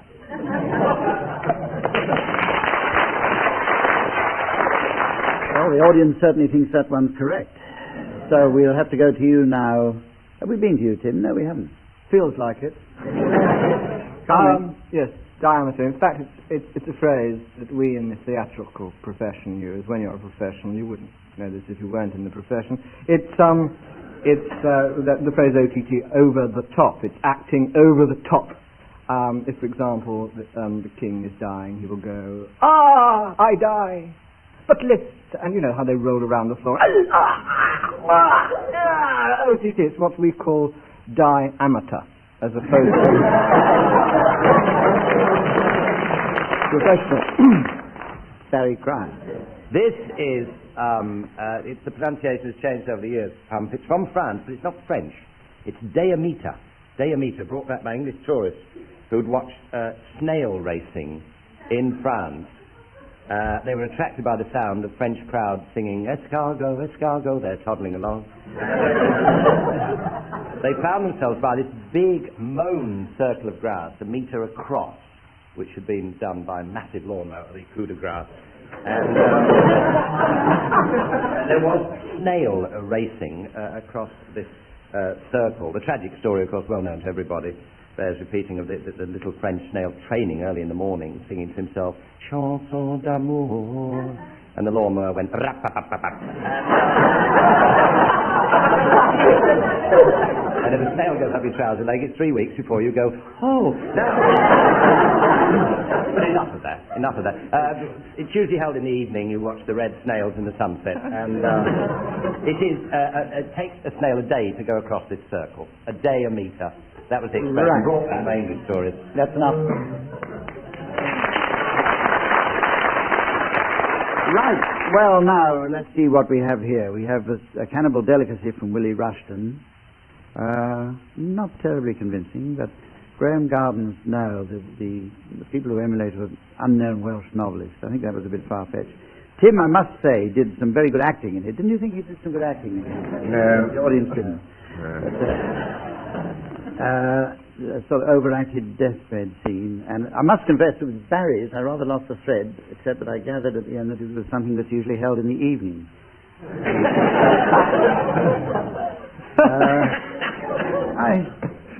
I think I'm trying to sound as though it matters to me.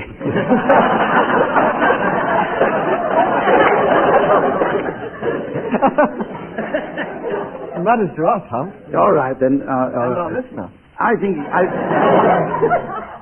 nobody could have made sort of public fool of themselves except in the service of the truth. So I'm going for your definition, Tim Brooke-Taylor. Correct. It's something I'm not meant to say correct. Is it true or a bluff? The word correct doesn't come into it. Oh. Who'd have thought it?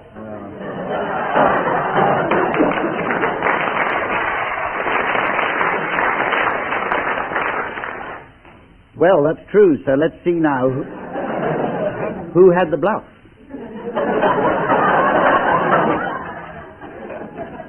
Graham Garden, how amazing. I lost.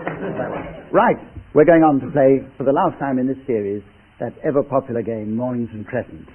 Now, I have to tell you that every week after we play this game, we have letters from listeners telling us what moves the teams should have made. And in fact, it's quite obvious to us that you at home are way ahead of our teams most of the time, and especially when we're playing Mornington Crescent. So let's try an experiment now in thought transference. Seriously. I want those of you who take part in this game at home now to sit down in front of your radio sets. Now stare at the set fixedly, and as we play this game, when you think that you know the move that will lead inexorably to Mornington Crescent, see if you can concentrate on it to the extent that you will the correct answer from the members of the team. Having done so, and listening to the game, if you find that in fact you were right and the team's answer coincides with yours, write us a letter and we'll collect them all together and forward them to the WPB. Right, now, no special rules in this one, so let's start with you, Willie Rushton. I'm not getting any messages, but my microphone is bent.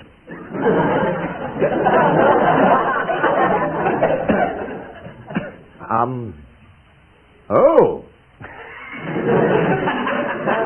I wish you could see it, listeners. My word, I've never been in the Bobbington area. Cromwell Road. Oh. Some thinking going on at home, and I'm getting Baron's Court. Very painful, actually. But I don't. No. I think that's a naughty sprite on the wavelength. I won't go for Baron's Court. I'll go for Oxford Circus. Horn Lane? Horn Lane? Is that Mrs. Jenkins in Bobbington? Tell her to get off the line. I'm hers. I've got a minicab driver. Private life is your own. Can I instead interrupt? Can I interrupt and ask those of you who are cooperating at home to send your messages through a little bit quicker? Barry Clark. I'm getting vibrations, but I'm at a funny age. I'm getting... It still doesn't know. Walgrave Road. Has anyone here got an Uncle Charlie who died recently? In Egham High Street. That must be the clue. Egham High Street? Yes. I'm getting a Red Indian guide coming through now. It says I should have gone for Baron's Court in the first place. So I'll take Baron's Court now. Baron's Court. Mornington Crescent. What do bloody Red Indians know anyway?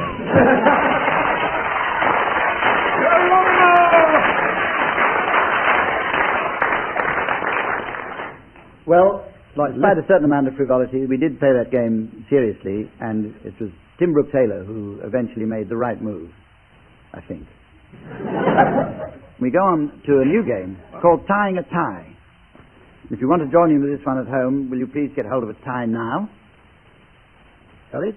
Right. For this round, I'm going to ask Willie Rushton to give the others instructions on how to tie a tie, and they will simply follow the instructions. Great. And Willie, I'll dock you 1 mark for every pupil who does himself a personal injury. So will you start now? Teams, you've got if you could move your chairs back about 6 inches from the desk. Is this the listener? That's you. Take the fat end of the tie in your right hand. Rest your foreheads on the desk.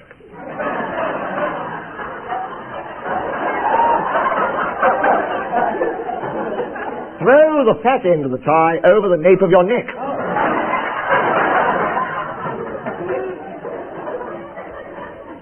Rise slowly. Grasp fat end in left hand. Grab thin end in right hand. Of the tie. Of the tie. Place your hands together. Lower down, Tim. Left hand down a bit, down a bit. Right. Put fat end now of tie in right hand and thin end in left hand. Good, it worked. Now you just tie the tie. Right, well, I forgot to tell you at the beginning, teams, there was a time limit on that, and it's up. So we haven't now. I'm going to open it up to I'm going to get the studio audience here, and those of you listening at home, to judge who so far has tied the best tie. They're well on their way. Will you give your applause or otherwise for Barry Cryer? Right. Graham, how about Graham Garden? And finally, Tim Brooke-Taylor.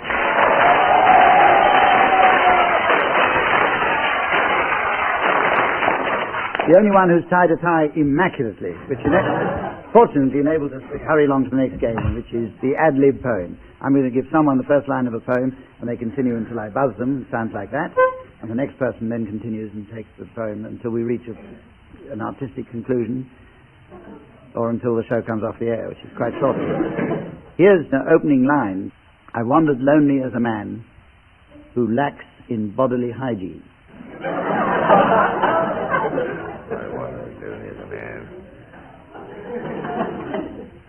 And I want you to carry that one on. You look optimistic. Barry Cryer.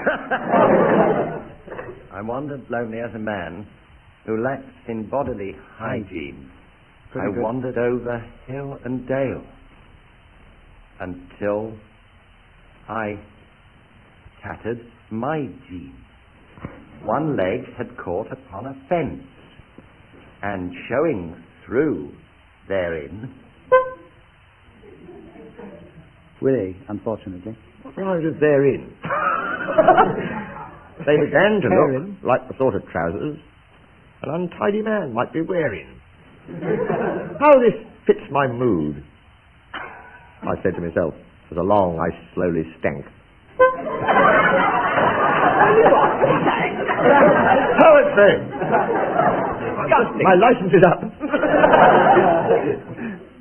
As long as I slowly stank. Like came, have a care, Graham. Yes. As long as he just has a care. Thanks, partner. Until I came to a lonely wood, 'twas deep and dark and dank. And as I plunged into the wood, a strange sight I espied. It was the ghost of Nicholas Parsons going out for a ride.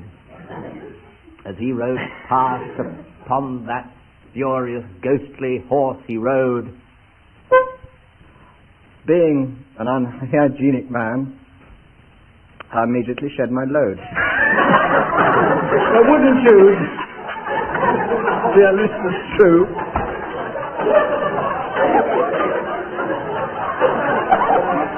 When seeing Nicky there, riding on the horse's back, and the back, it was bare. For he likes to ride his across the rolling plains. I thought I'll join in on this game, so I removed my James. It doesn't make sense, if you think about it. Taking my jeans off there, I was joining the Nicholas Parsons. A finish beyond compare.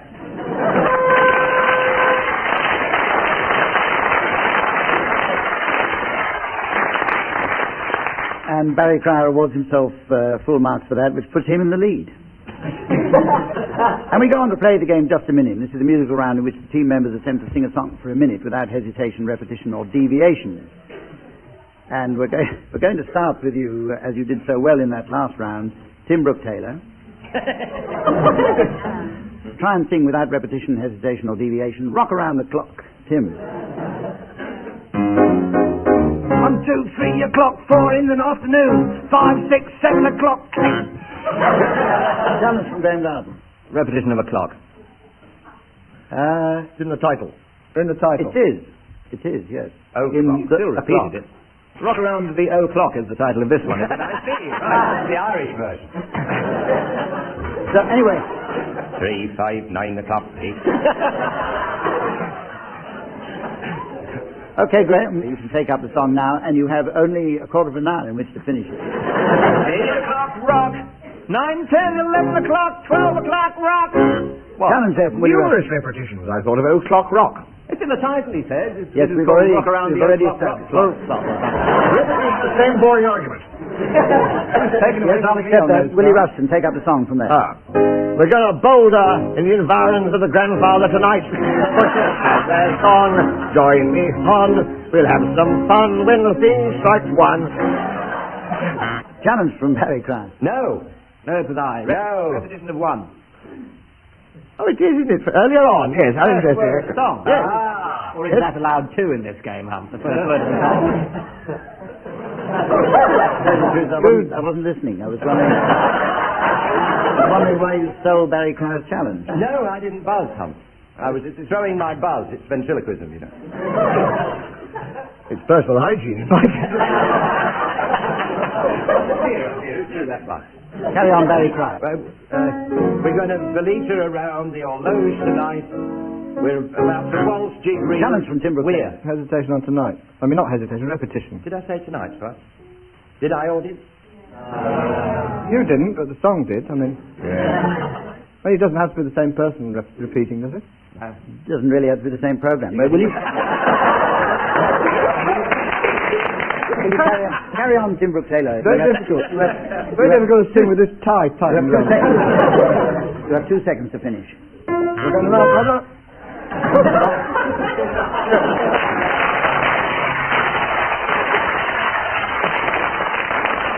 And with Colin Sell in the lead, we go on to the late arrival. The teams are going to introduce the late arrivals of the Builders' Ball. Builders' Ball. Repetition. Right, will you carry on then, Willie? Deviation, Hump. You're wearing a dress. Right, let's get the later... Hesitation. He wasn't quite sure whether to wear it or not.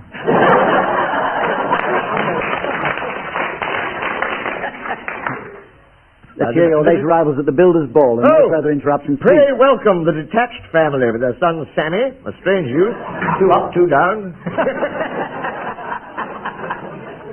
Standing there like a spare brick at a building.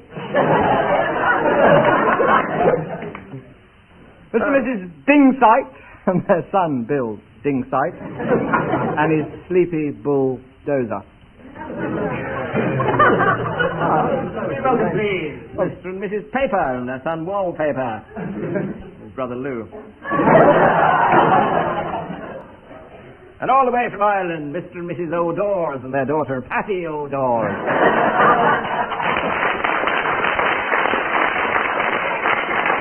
Coming here are Mr. and Mrs. Bilt and their son Jerry. Mr. and Mrs. Nett and their daughter Maisie. And her Dutch friend Wim P. Estate. And his friend Hertz Van Rentel, who's nothing to do with this ball, I don't know. Let's welcome a guest. Here comes the family in a chopper with their son. Why Patrick Allen in a chopper?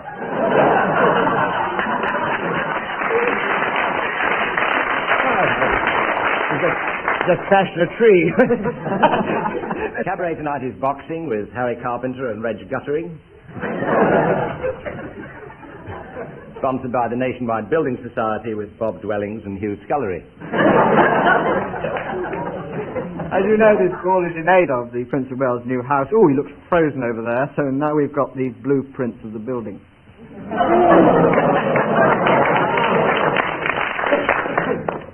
Oh, the Nolan sisters, what a block of flats.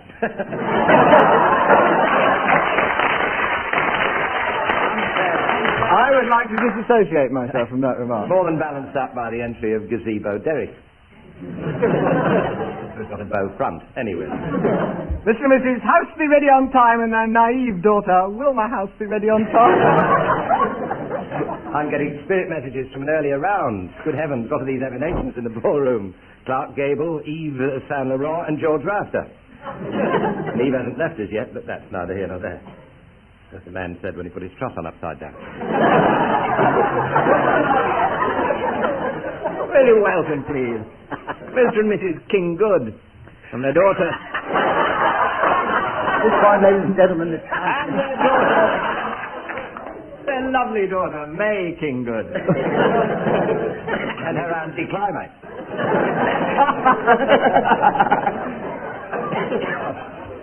Over there, only welcome, please. Mr. and Mrs. J and their daughter, Iris J. There's Freddie Mixed Concrete. There's Ben Towse, he's rather sweet. Talking to Ruth Harris and Jim Nepot. Mr. and Mrs. Stouse and their son, Terry Stouse. Also, will you please welcome, they've come a very long way, Mr. and Mrs. Babel and their enormous daughter, Tara Babel. Well, ladies and gentlemen, we've reached the point. And no builder's conglomeration would be complete without the family Sconacostu and their daughter, Cora Sconacostu.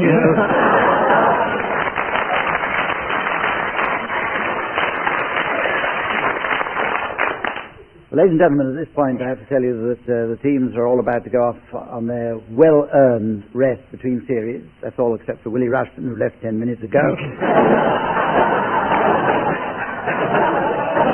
We look forward to being with you again. Until then, goodbye.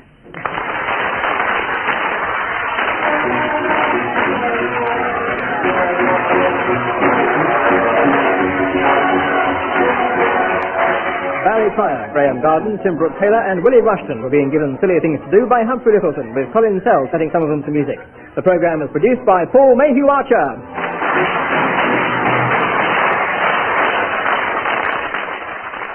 Next week at this time, at 6:30 next Monday, Spring Bank Holiday Monday, we go from the ridiculous to the sublime.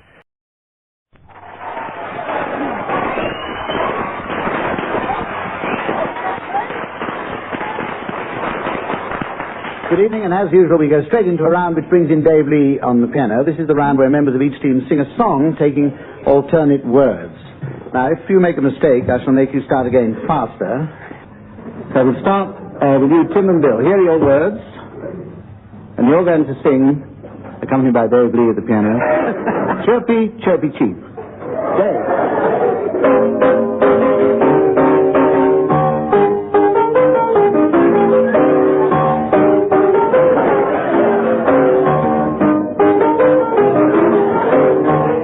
Night I heard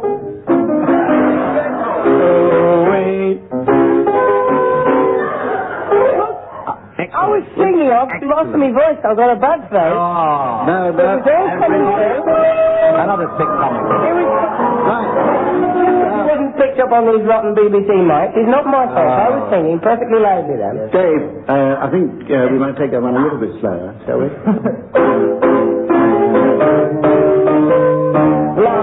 I heard my mama singing a song. Chirpy, chirpy, cheep, cheep. Woke up this morning and my mama was gone. Chirpy, chirpy, cheep, chirpy, cheep. Your mama gone. Oh, baby.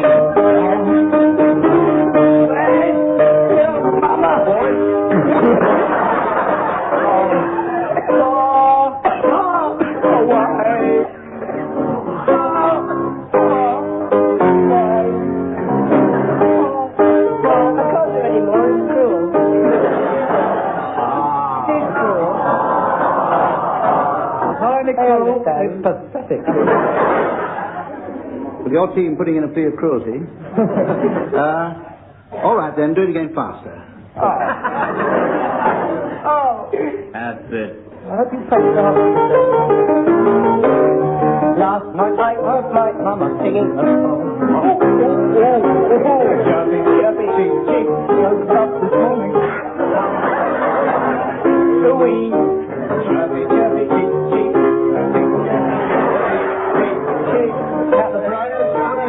Okay, very good. Very very good. Rotten. I'll give you the marks later on. What a silly song. Barry and Graham, you have a rather more intellectual song to do. This one is Nobody Loves a Fairy When She's 40.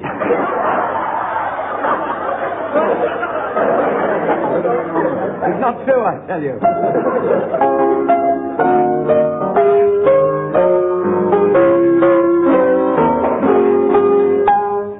Nobody loves a fairy when she's 40.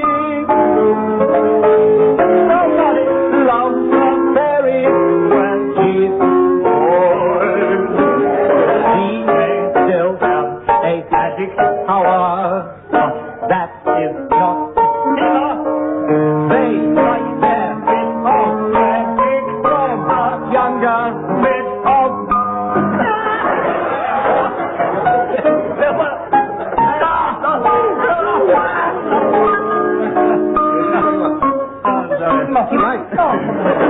You broke down in the middle, you have to do it again quite considerably faster, because I think that was a bit easy for you. Nobody loves a fairy when she's 40. Nobody loves a fairy when she's old. She may still have magic power, but that is not enough.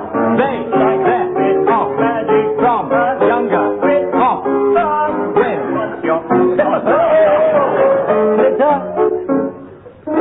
Okay. I think we'll finish that one there, because I want to tell you the marks. And we go on to the next... the next round is, it's not really a round, this is where I introduce a round that's played, in fact, at the end of the programme, in order to give the teams time to think of silly names for people arriving at the Clothier's Ball. Right. Clothier's Ball. Now we have... the round called Garble, and in this round I give each team a situation to improvise, but the improvisation must be in garble. There must be no recognisable words. There's been a certain amount of cheating in the past in this, and we're very strict. If I recognise a word... we start with Graham and Barry. Your situation on which you have to improvise is an Indian prince explaining to a Texan guest how to kill a tiger with your bare hands.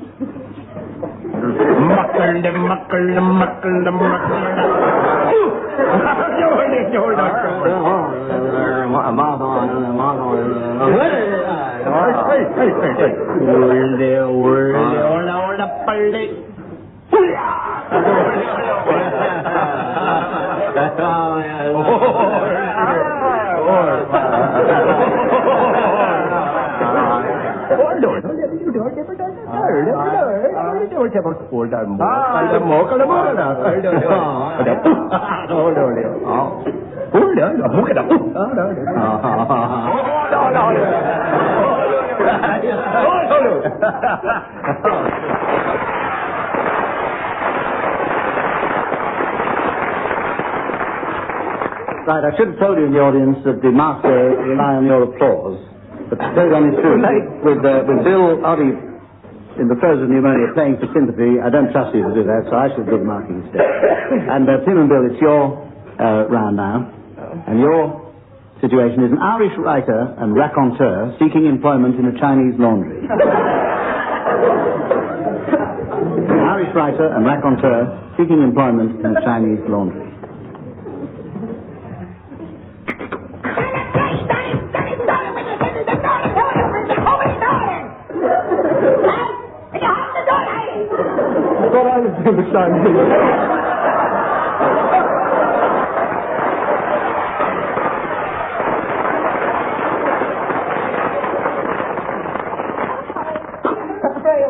Don't push me. Lucky to get anything, that's hurt me. Got a shredded Can you sort out who's doing what? Yes, certainly. Yes. Right, certainly. I'm Adolf Hitler.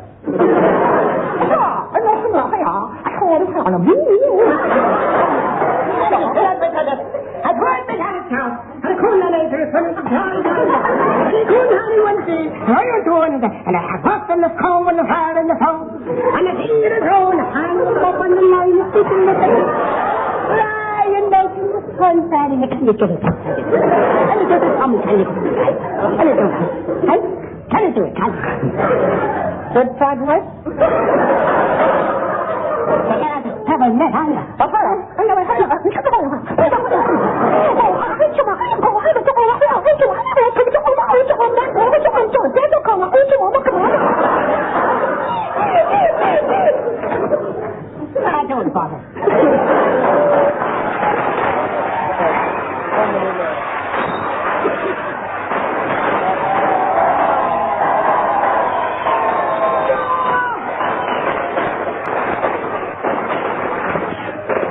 Right, well, I recognize 3 English words and about 18 Chinese words. Nevertheless, sideways. I think that yours is probably the best of the two, so that puts you slightly ahead. And now we come to the next one, which is called Bedtime Story. This is a round which we haven't had before.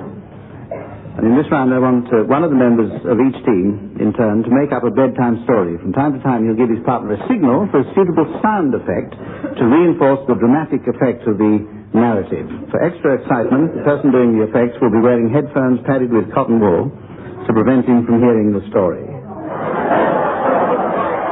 Tim Brooke-Taylor, you're going to start this one, and Bill, you're going to do the sound effects, so will you come out and apply the headphones, please? Your story, Tim, must involve a giant and a white mouse. Once upon a time, long, long ago, little Ben, there was a huge giant, and his name was Rumble Bumblebow. You could always tell when Rumble Bumblebow was on his way because he made a noise like this.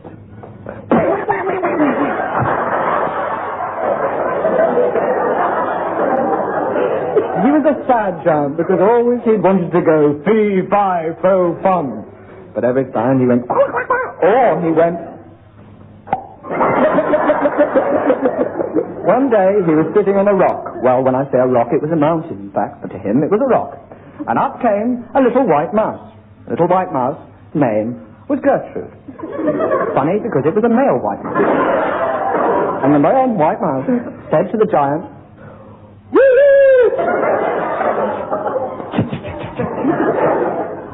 the giant caught the train of thought.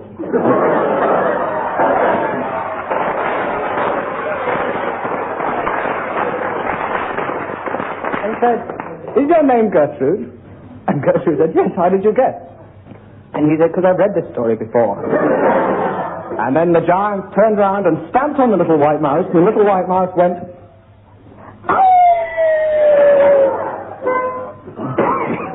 most sad story.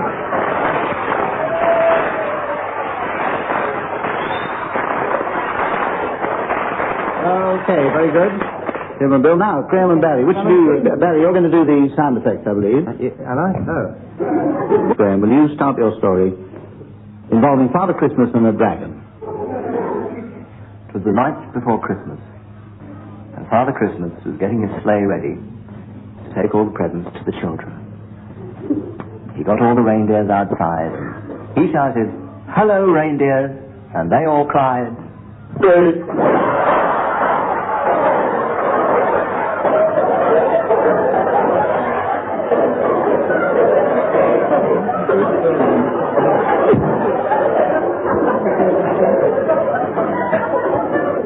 Of himself, Father Christmas went on with the story. He got into the sleigh for a test drive. Off he went into the sky. The wind whistled and the thunder roared and the snow all around him. He didn't know snow could do that, but well, he was wrong. Then he saw a chimney up ahead of him. And he thought, I'll just pop down here and see if I still fit. So he landed his reindeer in the sledge. It's a great one. He landed his reindeer in the sleigh, got down the chimney, and suddenly a great blast of flames and smoke flew up the chimney, and Father Christmas cried with remarkable self-control.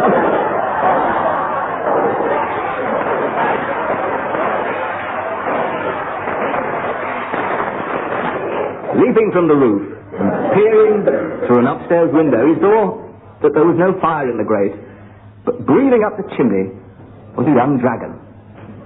The young dragon turned and saw Father Christmas at the window and exclaimed, "Reindeer!" Well, that's the trouble with dragons, no sense of humor. So Father Christmas climbed in through the window and went up to the dragon to take him to task for burning his descent. "What do you think you were doing?" said Father Christmas. "I'm sorry," said the dragon. And at that moment, the house shook as they heard.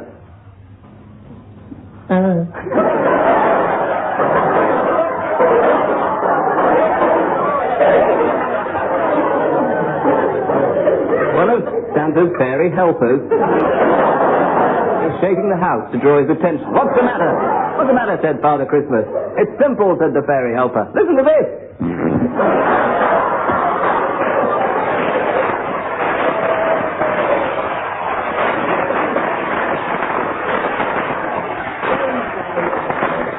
And they all lived happily ever after. That puts Barry and Graham very slightly in the lead.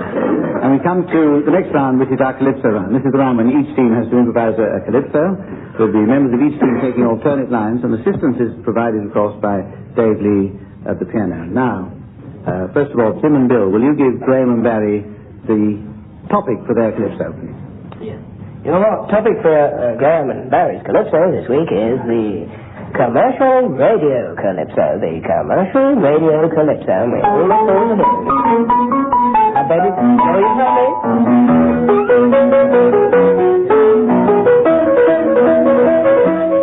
Hey! Oh, I love this. We playing this. Oh, yeah. I can have any mountain. Oh, dear. Oh, I'm going to sing in a minute. No, I won't. I'm enjoying it too much. No. It's getting too late. I woke up this morning, I shouted hip hooray.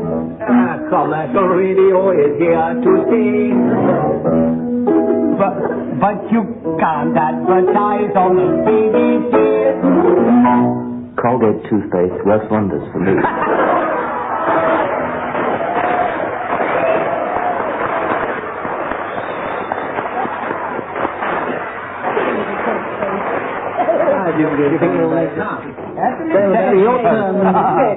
Your turn to give a subject to Tim, Brooke-Taylor and Bill Oddie.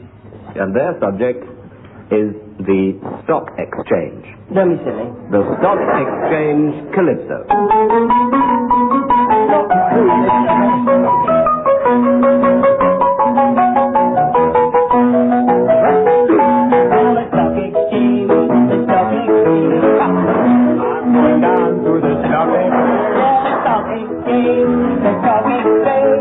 Everybody going to the stock exchange. Everybody exchange. The stock exchange. Everyone to the stock exchange. The stock exchange. The stock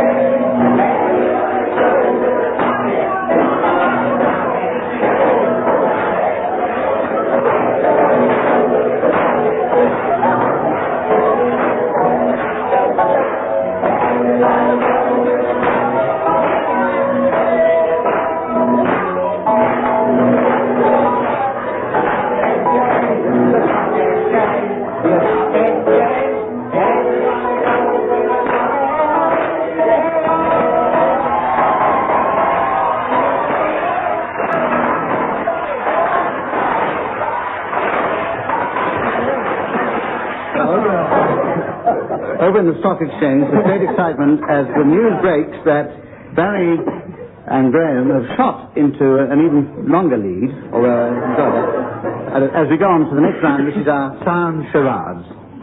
One team, as you know, has to guess the title of a book, play, or whatever, from the noises made by members of the opposing team. The audience can help here by applauding when they applaud when they're getting warmer, and hiss when they're getting colder. And Tim and Bill, I think we'll start with you on this one. Is yours a book, a play, or a what? The film. Film. Okay, here in you at home is Misty Voice with the title of the film. Tango in Paris. Last Tango in Paris. Oh, that one. Right. You need a clue. All right. How many words, Bill? Oh, well. Four. You're doing how many? Memories. We're doing it all together. Doing it all together. I wish you were home to join in. Okay. We're going to do this one. Okay, Tim and Bill, do your round. Ian, check. Stand, gentlemen, please. Bonsoir.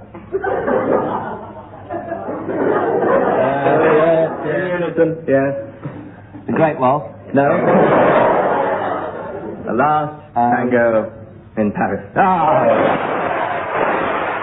old master. You guessed it when I took my trousers off, didn't you?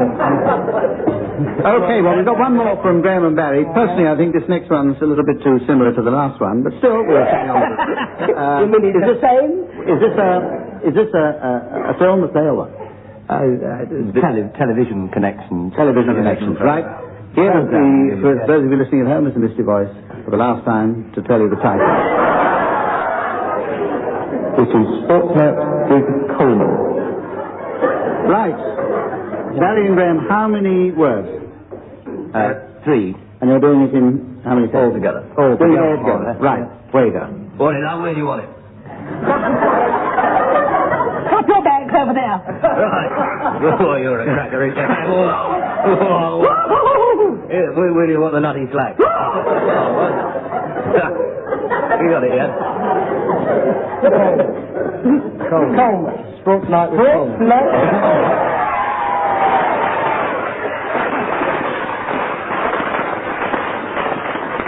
Morning, love, was just to tell you. Yeah, well, it is. The nutty slack that threw me. That must be an old joke. Tim and Bill have made an amazing recovery in that round, but are still lagging by 30 marks. Now we have a round called Make a Noise. In this round, I want each of you to make a noise. Billotti. Tim Brooke-Taylor. Barry Brown. Graham Garden. Got it. Good. On form tonight, team. Now we have the ad-lib poem. This is where the members of each team are going to make up a poem. Each team member must keep going until I press the buzzer, and then a member of the opposing team takes over. I shall bring the poem to an end in the event of kill, total breakdown, or when an artistic conclusion is reached. Right, we'll start one now from you, Tim. I'll give you a first line. This one is set in the West Country. Come Martin Mass to a frosty be if the east wind do blow. Could you repeat that, please, Hop? I don't think so. Come Martin Mass to a frosty be if the east wind do blow. Come Martin Mass will frosty be. Frosty? It's so wonderful. A frosty bee is something... Oh, I've forgotten it. East wind do blow. If the east wind do blow, I've got a thing to tell you, lads. And it's something. It's going to snow. It's going to snow. Snow because the sky is all gone black. And if you look up there in the heavens... Don't do that, please, Jack.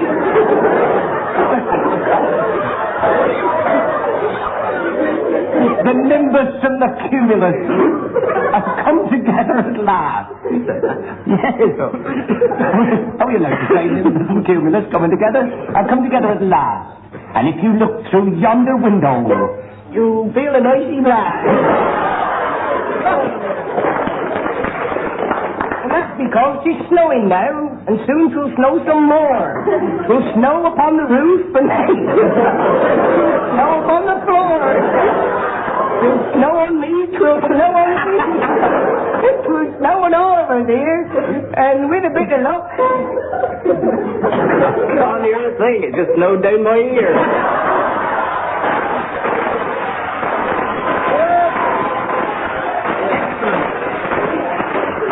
No, improve on that one, and that maintains your lead, Tim and Bill.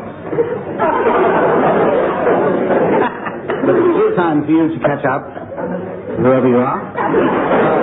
We come to the late arrivals. This is the point in the programme where I sit back and allow the teams to give their announcements for the arrivals at the Clodier's Ball. Who's going to start? Ladies and gentlemen, will you welcome to the Clodier's Ball Mr. and Mrs. Nat E. Pinstripe and their dog, Toothcheck. Well, pity about that. I was hoping it would be. Will you welcome Mr. and Mrs. Sheen and their industrious mother, Sewing Ma Sheen. Right on, Greg. And an old friend, an accoutrement, Mr. and Mrs. Jockstrap and their son, who is Nicholas.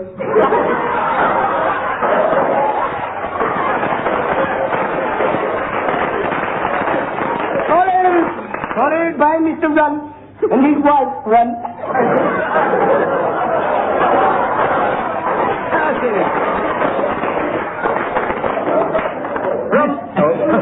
After you. Mr. and Mrs. Bowtie, and their dandified son with measles, Spotty Bowtie, and his brother Dickie. I'm from Scotland. Oh, dear. Mr. and Mrs. Mittens and their son William Mittens. Fair enough. Around Russia, Commissar and Mrs. Icklestocking and their son Serge Icklestocking. They came to the medical board. They're very popular. I remember them. Mr. and Mrs. Oot and their daughter Grace Oot. Mr. and Mrs. Tweed and their son. Mr. and Mrs. O'Trousers and their father from France, Claire O'Trousers. What about Mr. and Mrs. Rat and their daughter Anna? Monsieur et Madame est and their complete family. Jack est, their body son from Corsica, Corse est, and little Gus est. Mr. and Mrs. Stick-to-Board Stockings. And their daughter Ella Stick-to-Board Stockings. And from Australia, Mr. and Mrs. Bootsfoot the Mender. And their son, Brown Boots. Mr. and Mrs. Shoes and their Buddhist their Buddhist daughter, Zen Sybil Shoes. By a strange coincidence, all the way from Africa, bearing the same name as earlier guests, Chief and Mrs. Strauss and their daughter, Deborah Strauss. Also from Africa, Mr. and Mrs. Devent and their son, Cy Devent. So at this point, ladies and gentlemen, We're doing the point. we're lost. You're unwelcome. Yes, you're still lagging. Are we? Oh, dear. Mr. and Mrs. Cockhat and their son, Billy Cockhat. One for the... Sorry about that. At this point, ladies and Probably gentlemen. a friend of Mr. and Mrs. Linsher and their son, Teddy. Join on Mr. and Mrs. Mingtress. And their daughter Eve. Mr. and Mrs. Peace and their fish cod. I'm putting up a bold front tonight. And also, and their pig, Skin Glove. And their car, Diggum. We have to leave this exciting contest. For those of you who are still interested, the score will be announced during the 11 o'clock news. That's all.